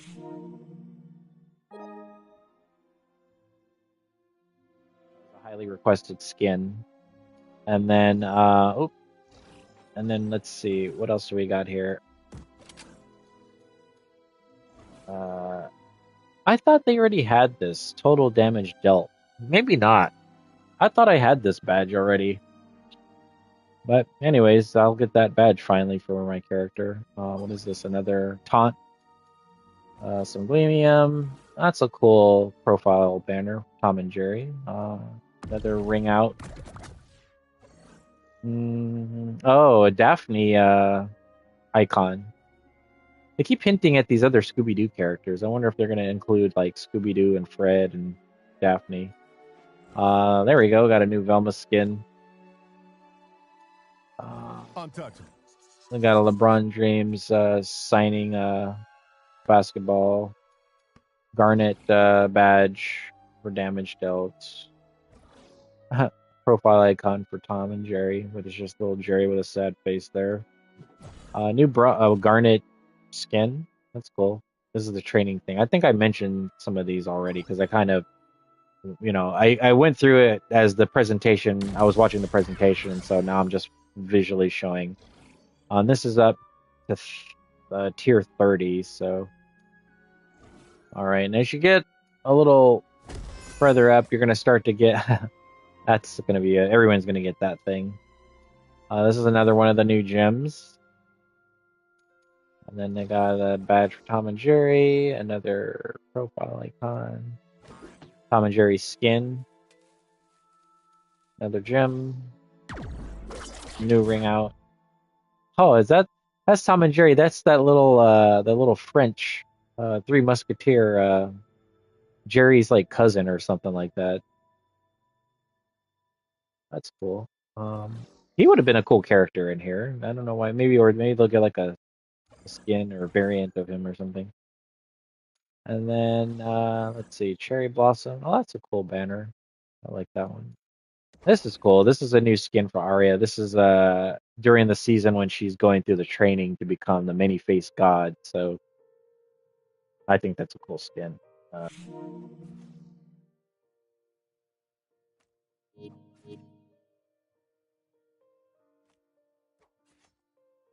And then they've got another font. This is like a Game of Thrones dragon. So I was correct in that this was a dragon. At first it looked like a phoenix or something, but yeah, it's definitely a dragon, and it's definitely Game of Thrones. Iron Giant stuff. Black Adam. Silly screensaver banner. Whoopty. This is cool. That's a taunt. So man, that's actually a cool taunt. I'd add that to a character. New Black Adam skin, Justice Lord Black Adam. Some more of your badges and banners and icons and new Wonder Woman skin. Why she has a chainsaw, I couldn't tell you. Another ring out, Looney Tunes one. And then, oh, cool, you get the announcer pack with them. Interesting. Sorry, this was so easy. And that's one of their taunts. And then finally is the variant of Powerpuff Girls at the last tier. You get the Rowdy Rough Boys. So yeah, I think they did good on this one. As far as the store, nothing really exciting here. Well, you just got sales on certain things, but they do have the stuff in the Prestige store that's kind of cool. So that's here. And I have just enough to get like one other thing right now. So I'm going to try to conserve my Prestige points and really map this out on what I really want from the store, because they've got some pretty cool things. I still never got like this Wonder Woman skin, that Superman skin, so there's I don't know if I'll spend it to get the Rick and Morty things, but for the most part, yeah. I mean, these are some pretty cool things. And this Battle Pass, it seems like you get enough points again to kind of build all that up again. So let's see, because I think they gave a lot more skins and stuff on the previous one that gave a lot more prestige points. So, but yeah, I mean, like this right here is worth like almost it's 7,000, and that's at tier 50. So it's like, what is this, legendary? So anything that's considered legendary is where you're gonna get the most prestige points, it looks like. Yeah. Anyhow, so that's that stuff. Let's take a look at the events. So they've got the new ranked season 3. We haven't done this yet, the power pledge drive, but that's going to happen in a couple days. But this is just the event stuff here. So it's stuff that will go towards your battle pass. Let's see, collect objective stars. So basically, if you beat the rift on the latest or most difficult setting, you'll get XP, towards it. I mean, this is your standard stuff. So they've got 2 tiers, it looks like. So yeah, we'll go ahead and into the rifts, because I want to get this started at least. Oh, and you can still do, by the way, you can still do season 1 rifts, you can still do season 2 rifts, and you can now do season 3 rifts. So if you didn't know that, now you know. All right, so we'll do this on experience, because, or wait, I don't have any of the gems yet. So this might be kind of tough. Well, let's see. Let's see how hard this is. Yeah, I don't have any of the gems yet. So we may have to do easy. Okay, well let's see what's 5 enemies. Okay, this is just one of the ones where you gotta kill some targets. Okay, so we'll just try it out here. And it starts you off with the Powerpuff Girls.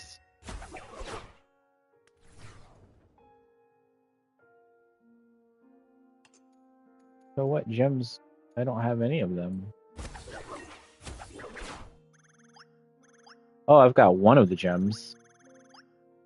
Oh, I see. Maybe the Battle Pass, it starts you off with one of the gems. I didn't even realize I had one of the gems.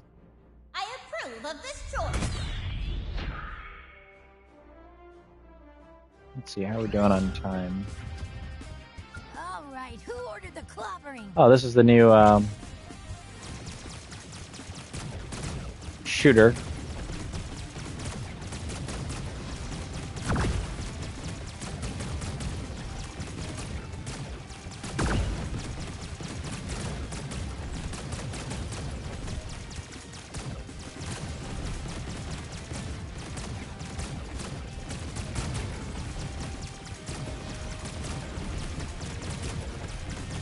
I like this much better than the tanks.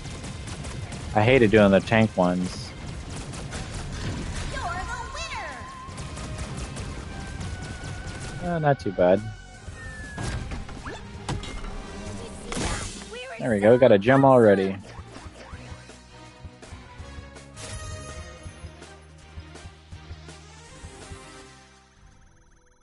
Oh, we already got some event XP too. Okay, so this is a continuation of the Mojo Jojo stuff, so he's still taking over Townsville or whatever. Okay, daily gem reward already. 3 up attacks. Taunt. Okay, easy enough. There we go. Now we got 2 gems.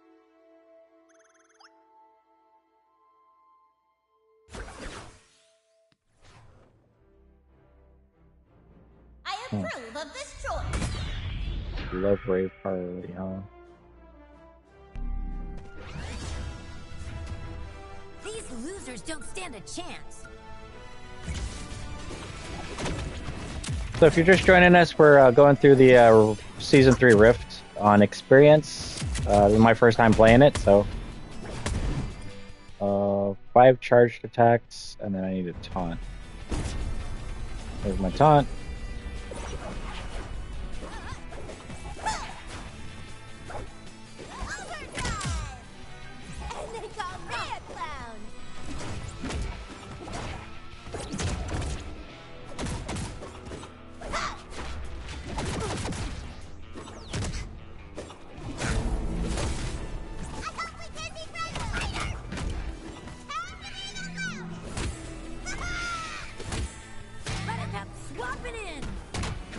I like how they say something when they change out the characters. That's cool.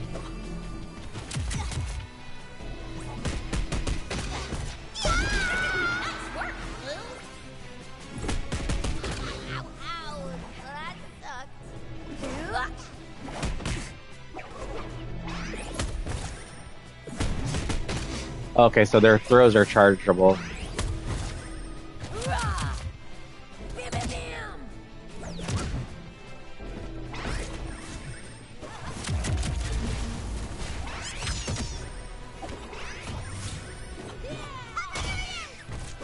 Oh. Count as a ground bounce?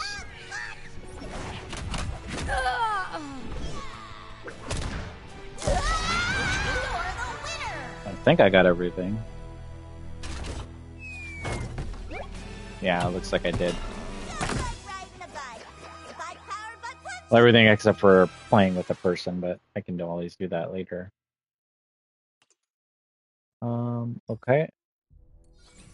I'm kind of glad that they did do experience this time around instead of doing like Looney and all that, because the fact that you don't start off with any of the gems for this rift would make it a little difficult. So Oh boy, they got another golf thing. Let's go. Let's fight a character. I'd rather fight a character. Win. Neutral attacks. Ring out. Silence the opponent once. So what move do they have that does silence?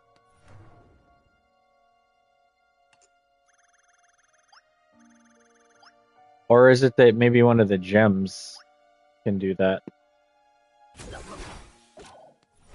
Let's see, or maybe Bubbles, I approve of this or choice. whichever one has the stun, maybe that counts to do silence? I don't know. Oh, okay. So it's gonna be one of those crossovers, huh? Oh, look at this. Oh wow, look at that.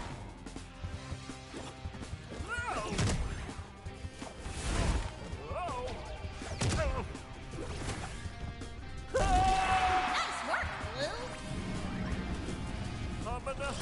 Humana, humana,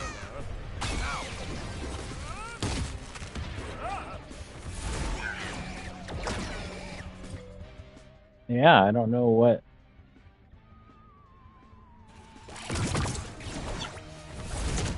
I don't know what would do silence here. You're the winner.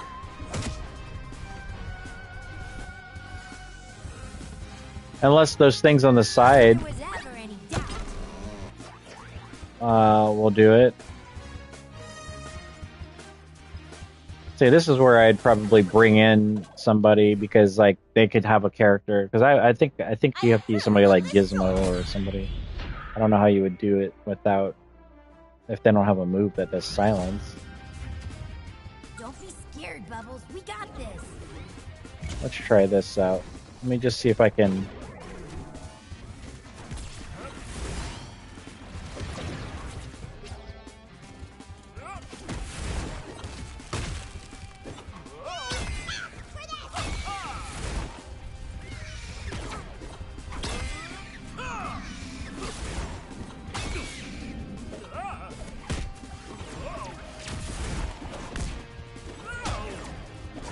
I'm going to one try to get that.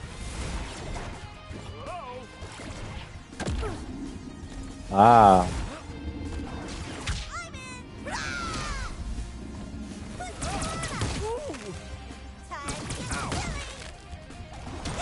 Well, I'm even trying to get the neutral special. Yeah, that's what I'm trying to. Is it neutral special? No, it's just neutral attack.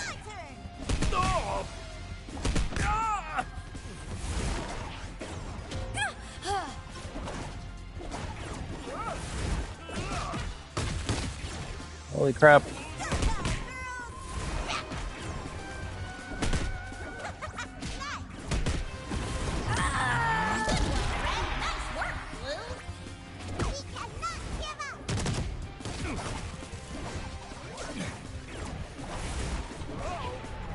Why is he like dodging the crap out of me right now? Oh shoot. Alright, let me just win because I think I've done enough neutral attacks.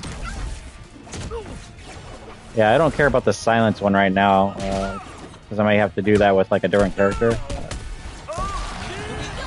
Alright.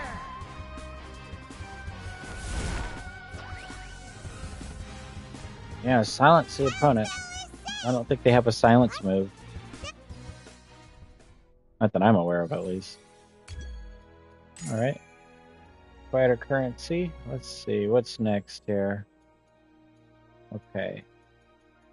Not too long. And it looks like you can only... Oh, except for this one, you have red gems there.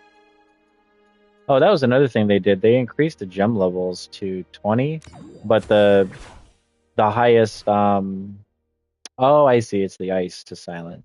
Gotcha. Thank you for that.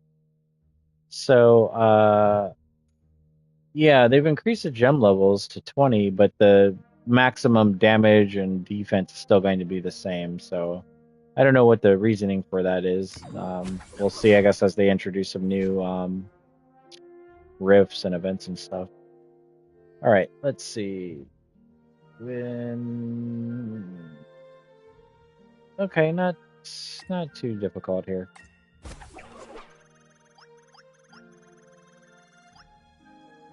I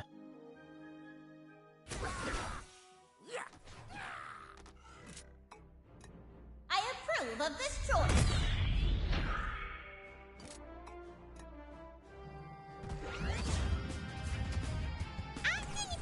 Oh, this is the droid's town. Oh, man, I'm gonna fight a what?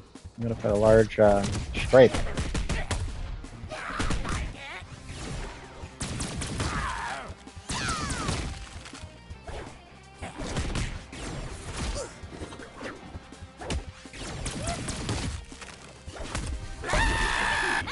Alright, so we need 3 side specials.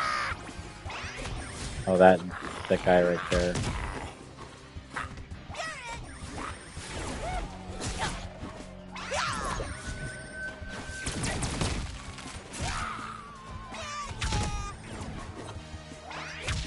There we go. Alright, and then fully charged attack.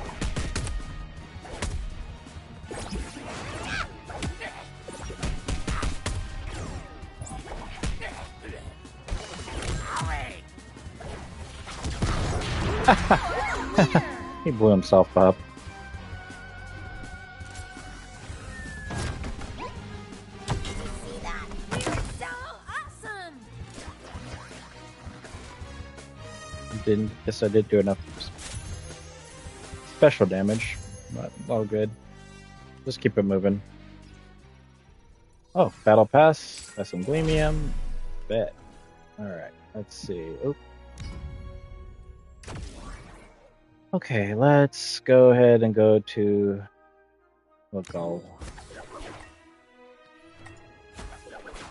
Sometimes I hate these. Sometimes they're fun.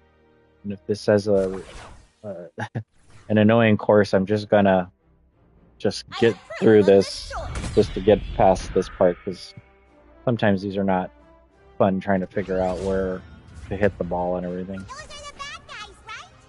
Oh boy. Yeah. Looks like I'm gonna have to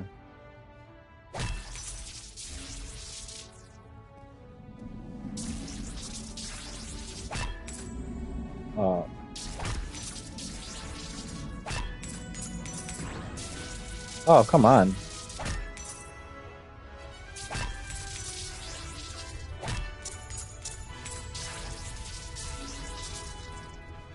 Now, mind you guys, I like games like this, or little mini games like this, but I do not want to figure this out right now. Yeah, we're just gonna... I'll deal with this later. I mean, when I did the rifts before, I would show, like, videos of how to pass each of the holes, but we're not gonna spend time on that right now. Yeah, I guess that's just the way it goes sometimes. One thing I do enjoy with these rifts is when they keep trying to add new things to them. What's going on here? Oh man, don't tell me I'm gonna have to restart. That would be annoying if they're doing the patching like right now, which I don't think they are. Okay, there we go. Yeah, let's get out of this. All right, let's keep it going because we want to get through as much of this as we can. All right. Collect 5 coins, be in the air 10 seconds. When would I? Okay, this is pretty much everything here. So, Powerpuff Girls have found themselves in a mysterious tower. Who are you? Huh. A tower with 3. Oh, huh. Whoever he is, we've got to move. Okay.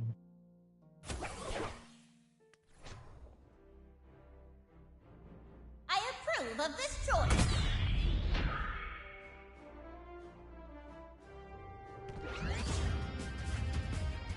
Ha! I spy some bad guys who have never met the Powerpuff Mojo Girls. Jojo bombs. Oh. I realized I was the one that was throwing out the little shield this whole time.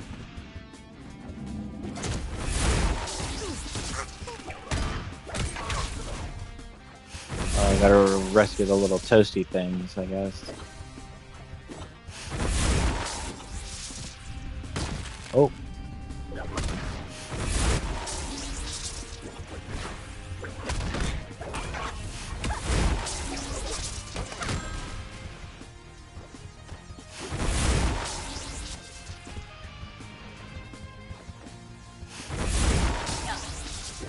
no.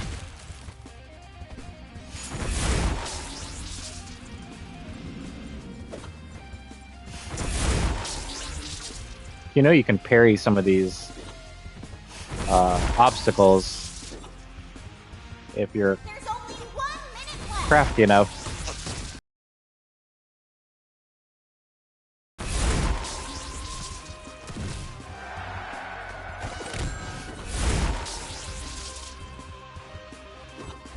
Come on. You're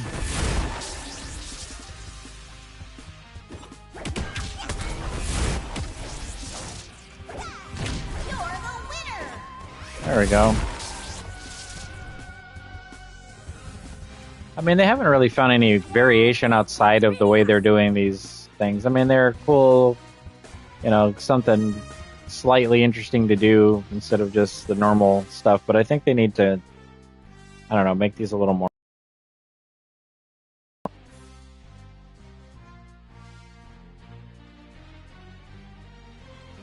So many times you can do these little map things before you kind of get a little bored of them.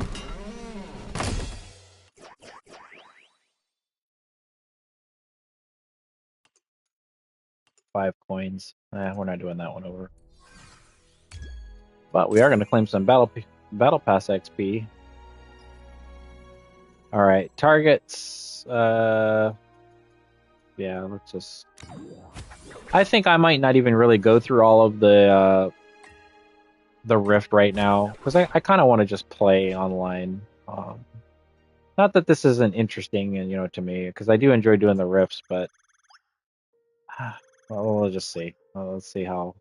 Because I don't think that the Rifts are going to be too much of a challenge until you get like later level difficulties or whatever.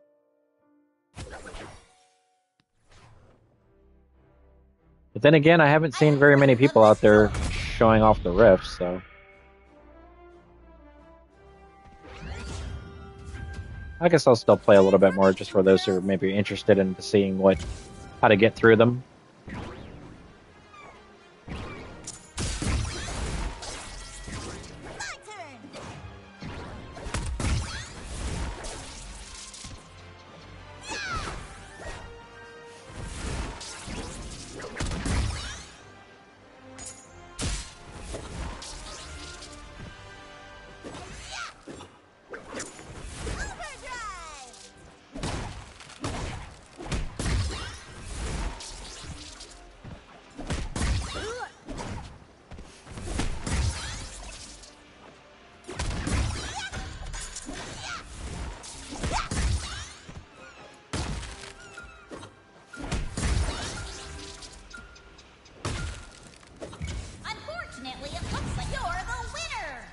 Unfortunately, it looks like I'm the winner.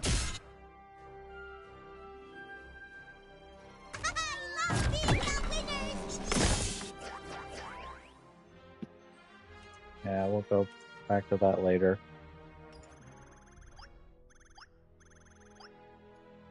I mean, the event stuff is getting clear pretty quickly, though. I mean, there's literally just 2 brackets. So 10 tiers, and then you're done. Okay, let's see. Let's do the middle one. Let's try this middle one out. I just want to see. Give me a chance to use a different character here.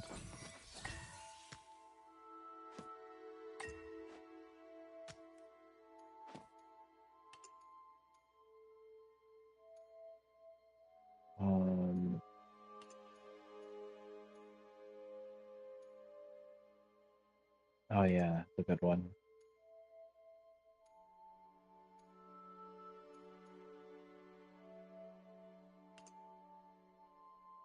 Okay.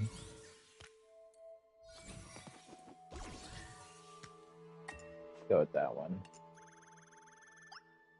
Careful, cuties. Finn and Drink aren't in their right minds right now. Oh, he got hit by some bad magic from the Nidosphere or something. Must fight friends. I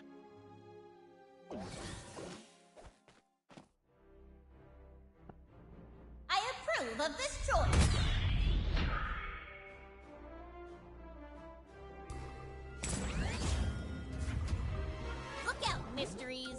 about to get some enslavement. Oh man, this momentum thing is going to be super fast with her dodges now because of this perk I have on, or the gem I have on.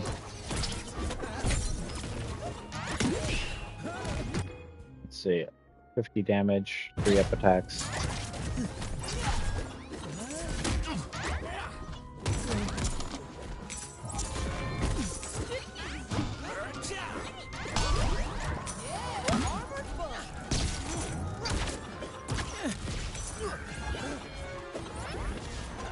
Wow.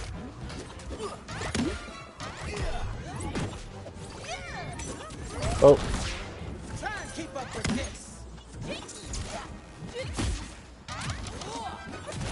Oh, come on.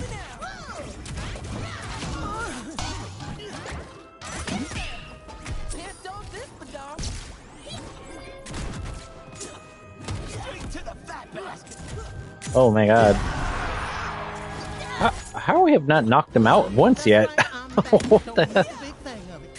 Alright. Let me just try to focus on knocking them out. Like...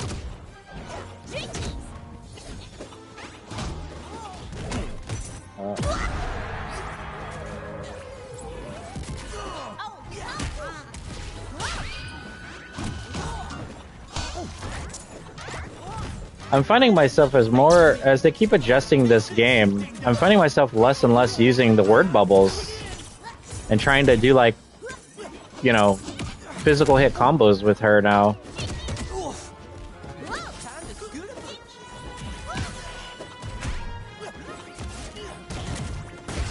Oh my god. Oh.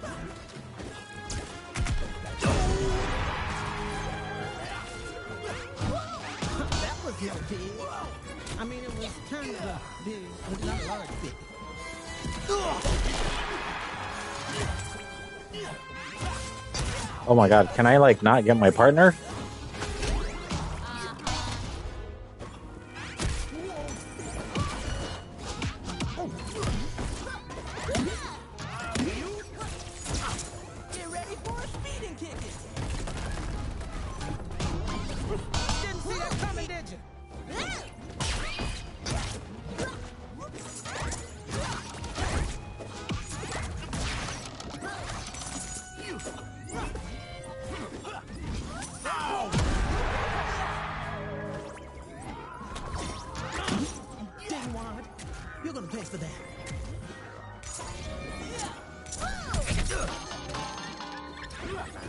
Get in the Mr. Machine, thank you.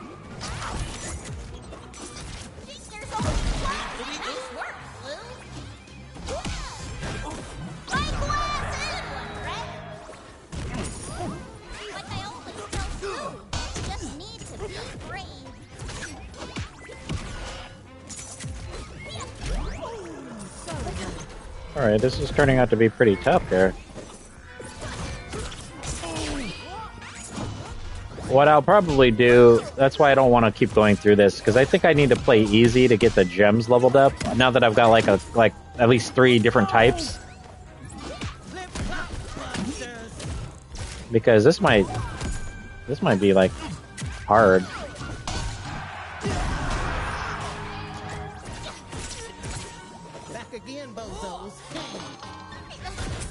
Oh god.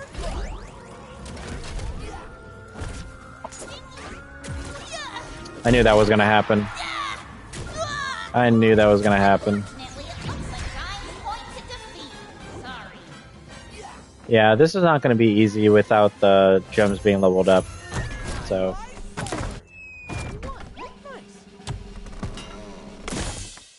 At least if I got them up somewhat, you know, I might be able to do a little more damage on some of these. You know, you probably need to be at least like gem level 3 or 4, you know, something like that. I mean, that was pretty tough. At least solos. Maybe 2 players might be okay, but yeah, I don't think I want to sit through that very much right now. And that was with me having my red gems too, to be honest. So me having, that's just a hard one. And I have to pass that one. because that's what unlocks the, unless this unlocks the middle, or this one.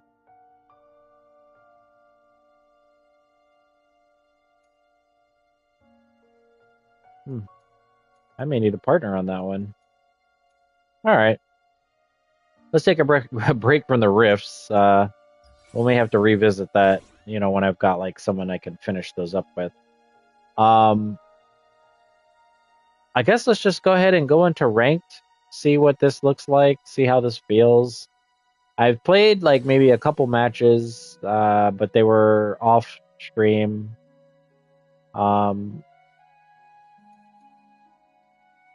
Yeah, as you can see here, that was my current sort of run. I don't think I did anything off rank. They were all on rank, and this might have been before the patch, and where this was during the patch because I wanted to try out some of Velma's stuff, and yeah, I beat the Powerpuff Girls, but I lost to myself about Velma. He was a very good Velma, and the ironic thing is he only been playing him like about a month, and I said in my last video like I only started noticing new Velma players like during mid-season, so let's try a one-on-one. We'll try Powerpuff. I mean, I don't know. I don't think I want to do a Powerpuff Girls video because I think everybody's out there doing one. I just want to do some rank just to kind of see like the points distribution. So let's take a look at this.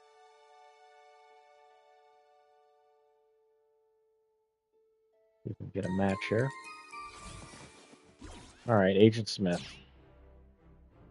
And I'm still using my same setup, just the base 5%, you know, damage and defense.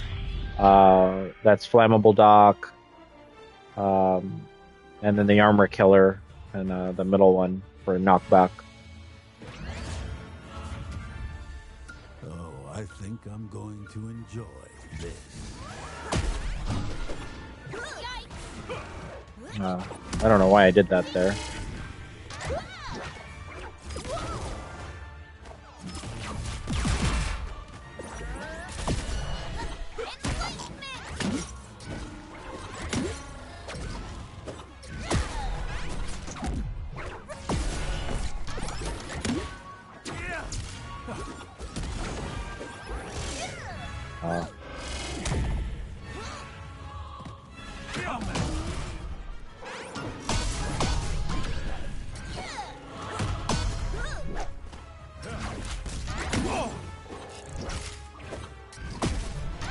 Still nothing but an organic.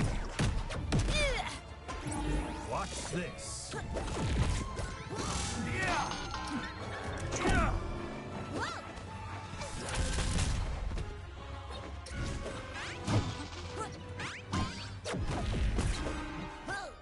You better watch out. You're going to stomp yourself into that mystery machine. With precision.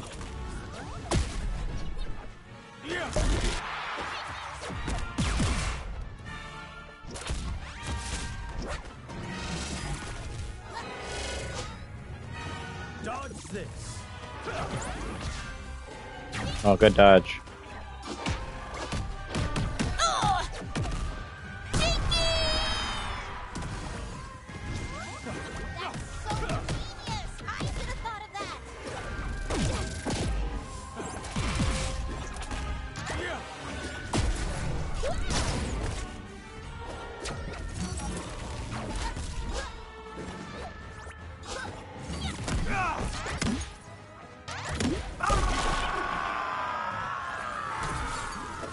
Far greater than you have tried.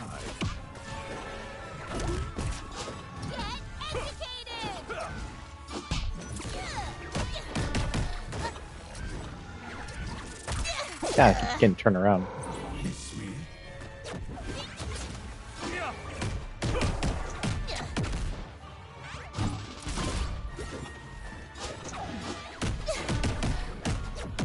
And that still has a lot of reach.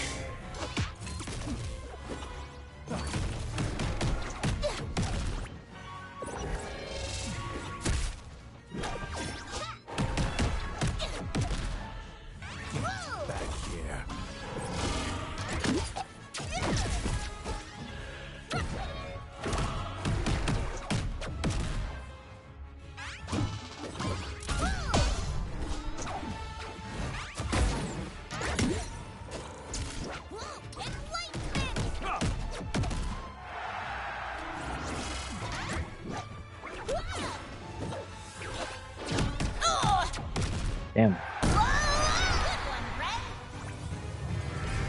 Wow, okay, that was embarrassing. Oh, wow. Galaxy brain.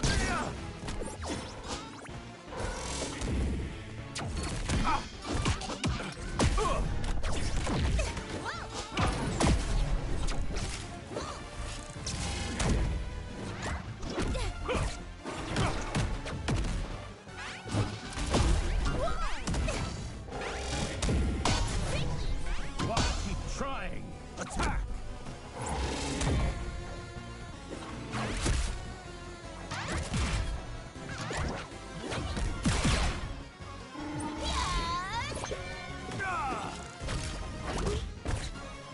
I see right through you.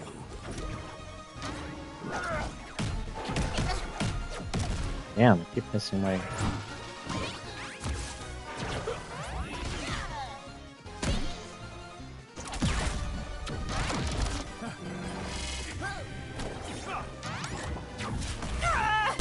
Jeez. Nice point to defeat. Sorry. Ah, Okay. missed a lot of my attacks there. Yeah. You know, he's tough, but he's not as annoying as before. You know, like, I feel like I'm able to dodge through certain things now. And the stuff that I'm getting attacked on are just, he's just whiff punishing me, so.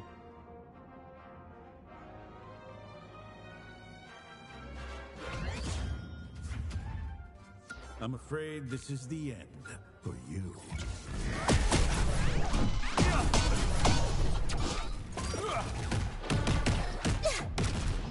Fire it!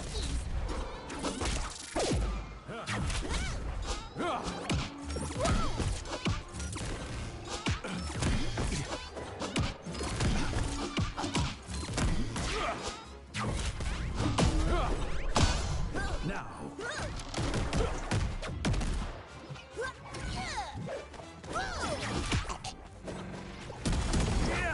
The sound effect of him getting hit like he's just choking is hilarious. I can predict your Hey, what's going on, Dreamer? Thank you for joining the stream, man. Just playing some ranked matches. We're reviewing the Season 3 stuff, so. I will reshape reality. I think since I'm playing online, if anybody wants to join in and play some TVTs, let me know. I'll definitely invite you. We can play a couple duos.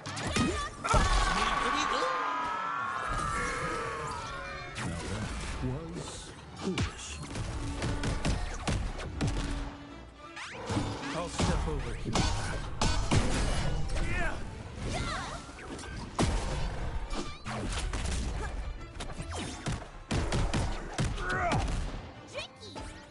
Let's shift things up. Oh, No biggie.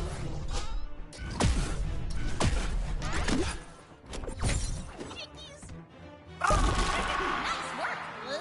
I don't know what's going on here. I guess he's quitting. Just getting angry.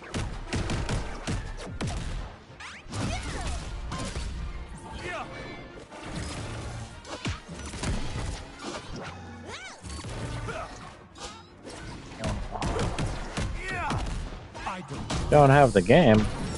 Well, if you don't have the game, you definitely should check it out. It's fun. You won't see this coming.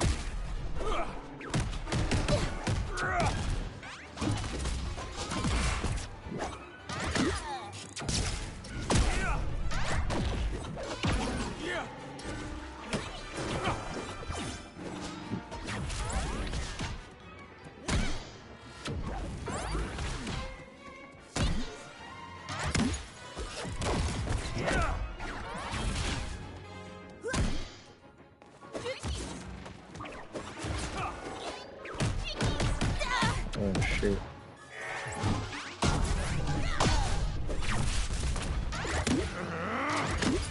Got him. You're the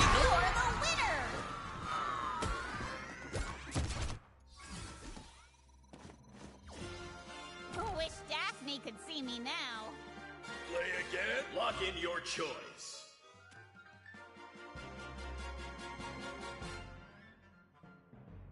Let's go! Yeah, I understand that.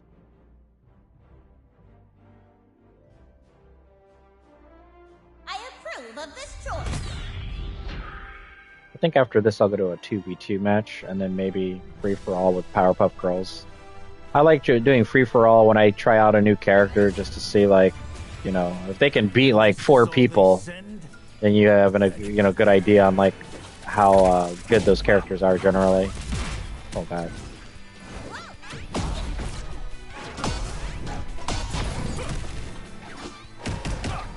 Is it me, or is it just about to combo her word bubbles, or just some combo strings there?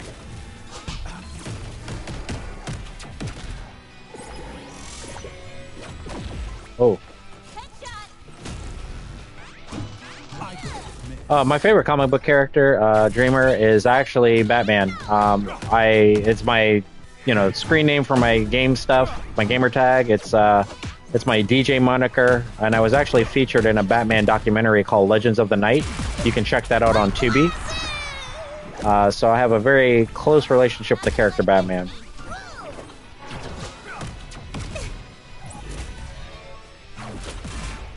Yeah, for those who didn't know, I am a big Batman fan. Always have been. I grew up on Adam West. Used to watch, the old show on before my mom's soap operas. Justice League or Super Friends, comic books. My favorite style of drawing of any of the DC characters is Neil Adams. That's always been my favorite look. But I like all the Jim Lee stuff. My favorite Batman happens to be, however, Frank Miller's Dark Knight Returns. That's my favorite Batman. That's why I liked Ben Affleck so much as that role, because it was sort of like homage to that. I'll stand on your grave before this is through.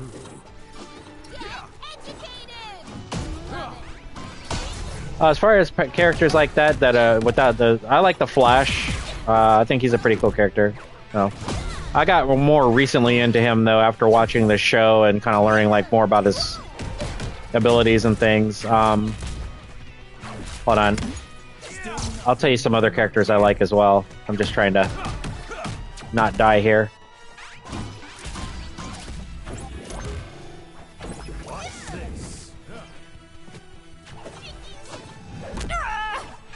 Oh yeah.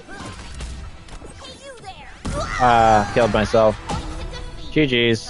I wasn't as into this round. I couldn't focus. Let me try to think. I'm trying to think of some other DC characters that I like.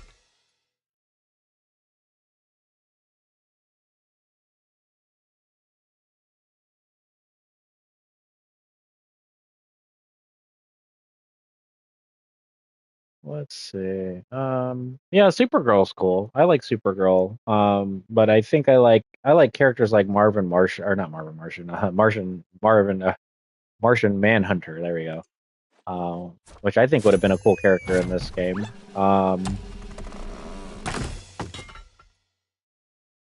Black Adam's cool, but he's not like one of my favorites. I'm trying to think of someone who I absolutely love in DC. I mean, I obviously like a lot of the vigilante characters, but uh, outside of Flash, I can't think of someone immediate, in terms of superpowers and all that I like. I like the extent of the Flash's powers and his abilities. He's probably one of the strongest characters in the DC sort of stable of powerful characters. But I like characters like Zatanna. I like Constantine and the Justice League Dark characters, Swamp Thing. I like those kinds of characters too. All right, so going through the battle pass. Oh man, I'm getting lots of stuff. All right, let's try 2v2s out.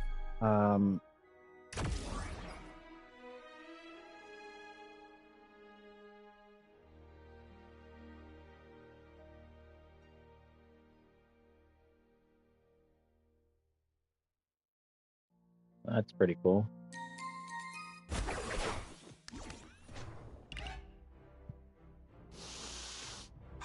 All right. Oh, we got a Powerpuff Girl on our team, and we're fighting against one. I approve of this choice.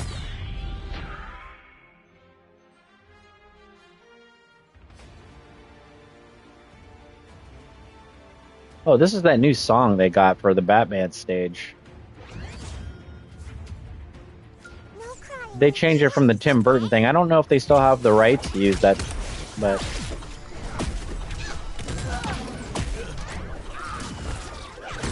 oh my god, this is chaotic.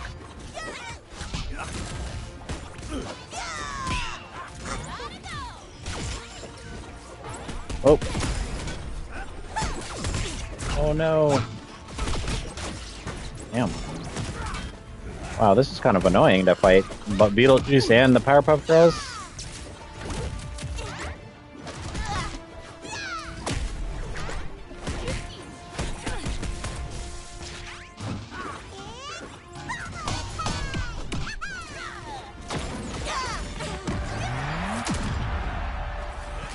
Oh, shoot.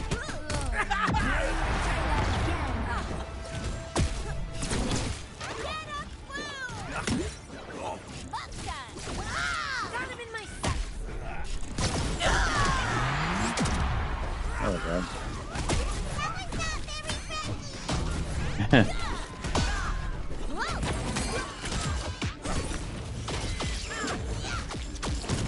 Wow, good combo extension that guy just did.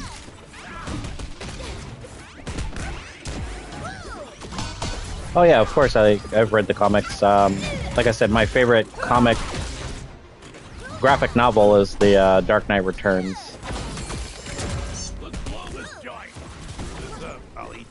I also like the Court of Owls storyline.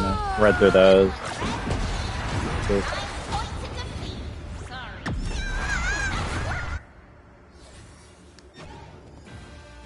Like I said, piece of cake. Continue? Only a few seconds left. Okay. Yeah, like I said, I like the Neil Adams books because I like the art style of those DC characters. You know, like the way he draws them. I approve of this choice. I mean, I grew up on the Bob Kane stuff, but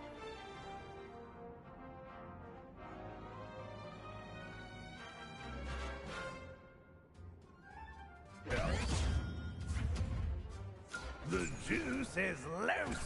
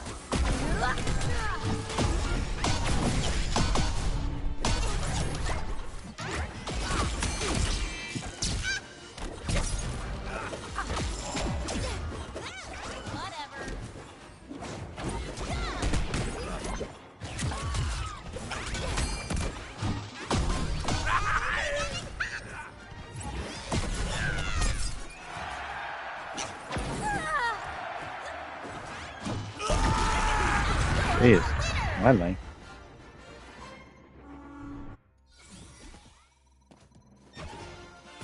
Wish Daphne could see me now. Oh, who quit? Why did they quit? Oh, they quit on the other side. Oh.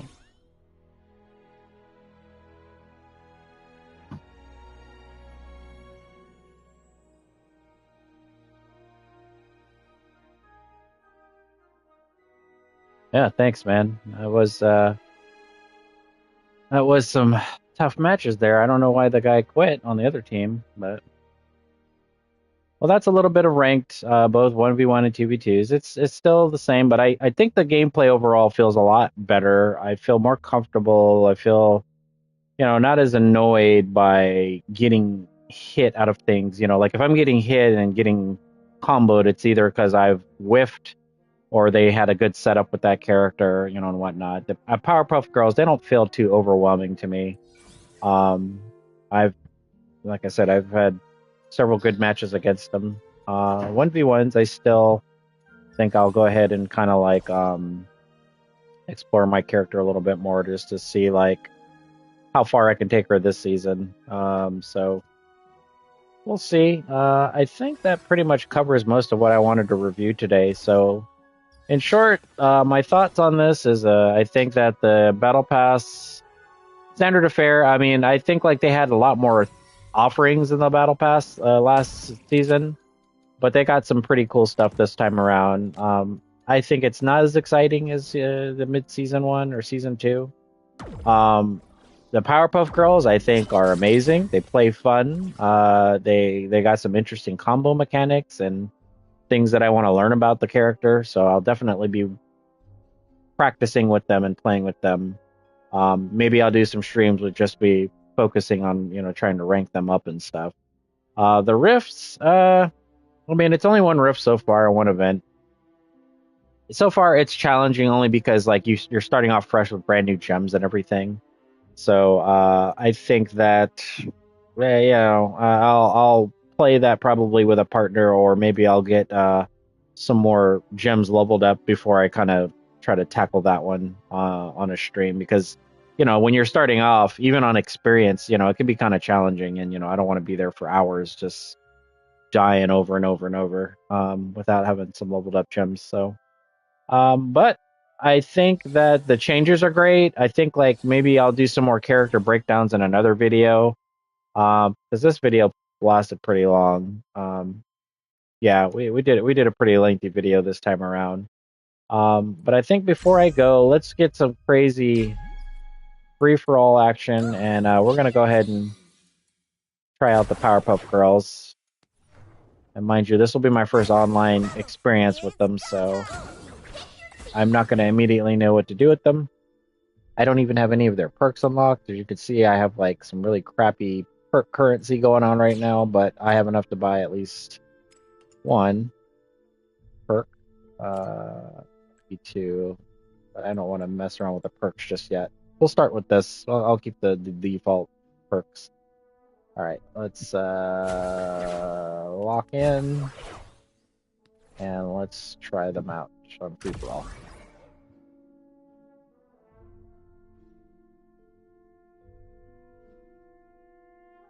Sorry, I completely missed your question. The documentary. So I was a high school friend of the one guy that directed it, and he's a wedding videographer, and it was just through just sort of like mutual friends telling me like, hey, this guy did this movie, started a Kickstarter campaign. And what's interesting about the documentary, it's called Legends of the Night, and it's basically about people who are connected to the character Batman in a way that makes them heroic in terms of the things that they may do. There's like a guy who dresses up like Batman and goes to children's hospitals, to kind of inspire and uplift them. And then there's other like sort of inspiring stories of how Batman affects these people as individuals. So if you've never heard of it or seen it, definitely check it out. You can check it out on Tubi. You can get it on like Apple TV and Amazon and all those different types of streaming services. but it was screened in the movie theaters as a non-profit sort of documentary, which is a big deal at the time because they were able to kind of get the studios to agree to show the film. And it features Michael Huesland, who is the executive producer to almost every Batman film ever made, including the Tim Burton film. He was the guy that basically is the one that kind of kickstarted how Batman became like taken more serious by Hollywood. And he shares his story on how he bought Batman, and very cool documentary. You'll definitely be inspired, and it's something you can watch with like family and friends, and very positive kind of film. It just sees Batman in a completely different light than what you would think. But I was featured as one of the stories in there because, like I said, I went to school with the guy, and he was a very passionate about the project, and felt like I had something to contribute to his story. So. Wow, that one took me by surprise.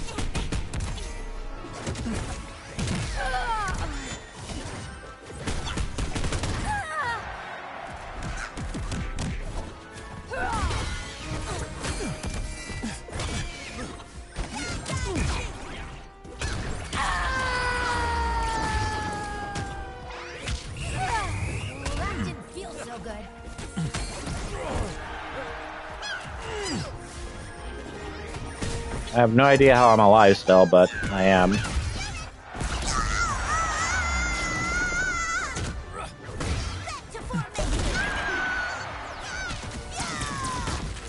Superman, remember.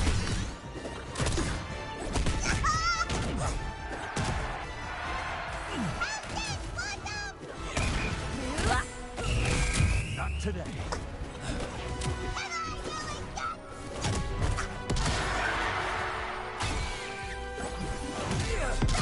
Oh, almost.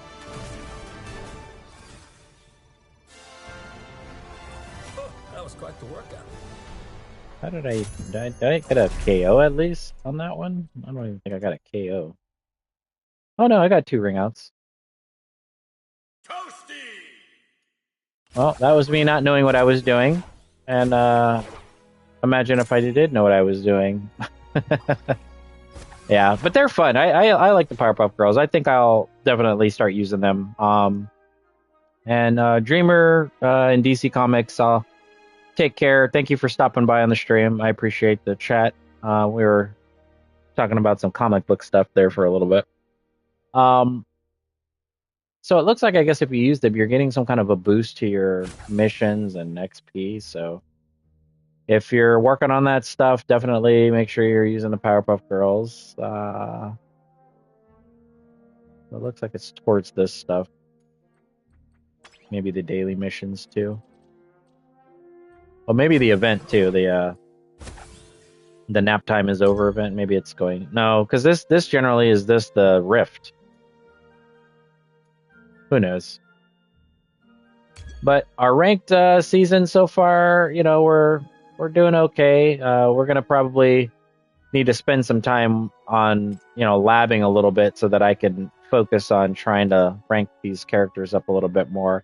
I mean, so far the matchmaking, I guess it wasn't a long enough sample size for me to really say like whether it's improved or not.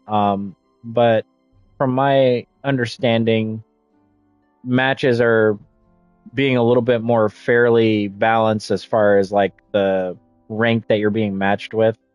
So, I guess I would have some confidence in that. The Player First Games has made some good adjustments for that.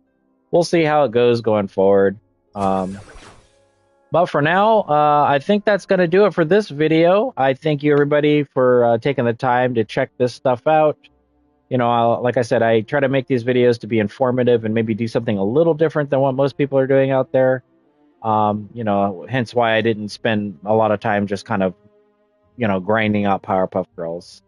But if you enjoyed the content today or any of the other videos that I've done in the past and you like this information and you like what I'm doing, definitely hit the like, subscribe, share this video, leave any comments and feedback that you'd like to leave for me.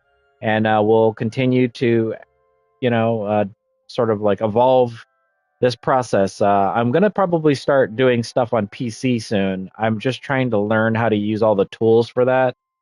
I just use the PlayStation because it's a quick and dirty way of getting something up, in a short amount of time with very minimal effort.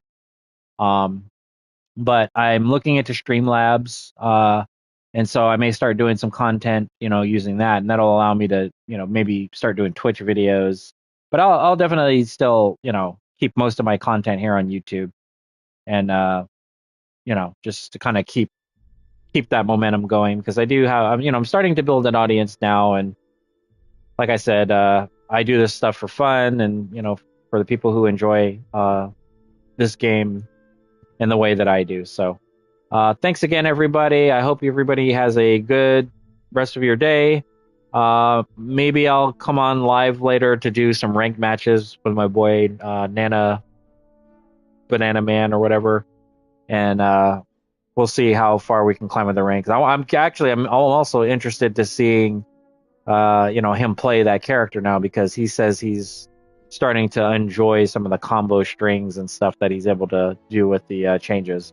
But overall, guys, I think that Player First Games did an awesome job with this season, in terms of the adjustments and the additions and things. And I think we'll see more of this going forward. I'm positive in that regard. So we'll check you guys out in the next video. Have a safe day. And this has been Daniel Scott, a.k.a. Batman333. Be sure to check us out when we're live streaming once again. Peace.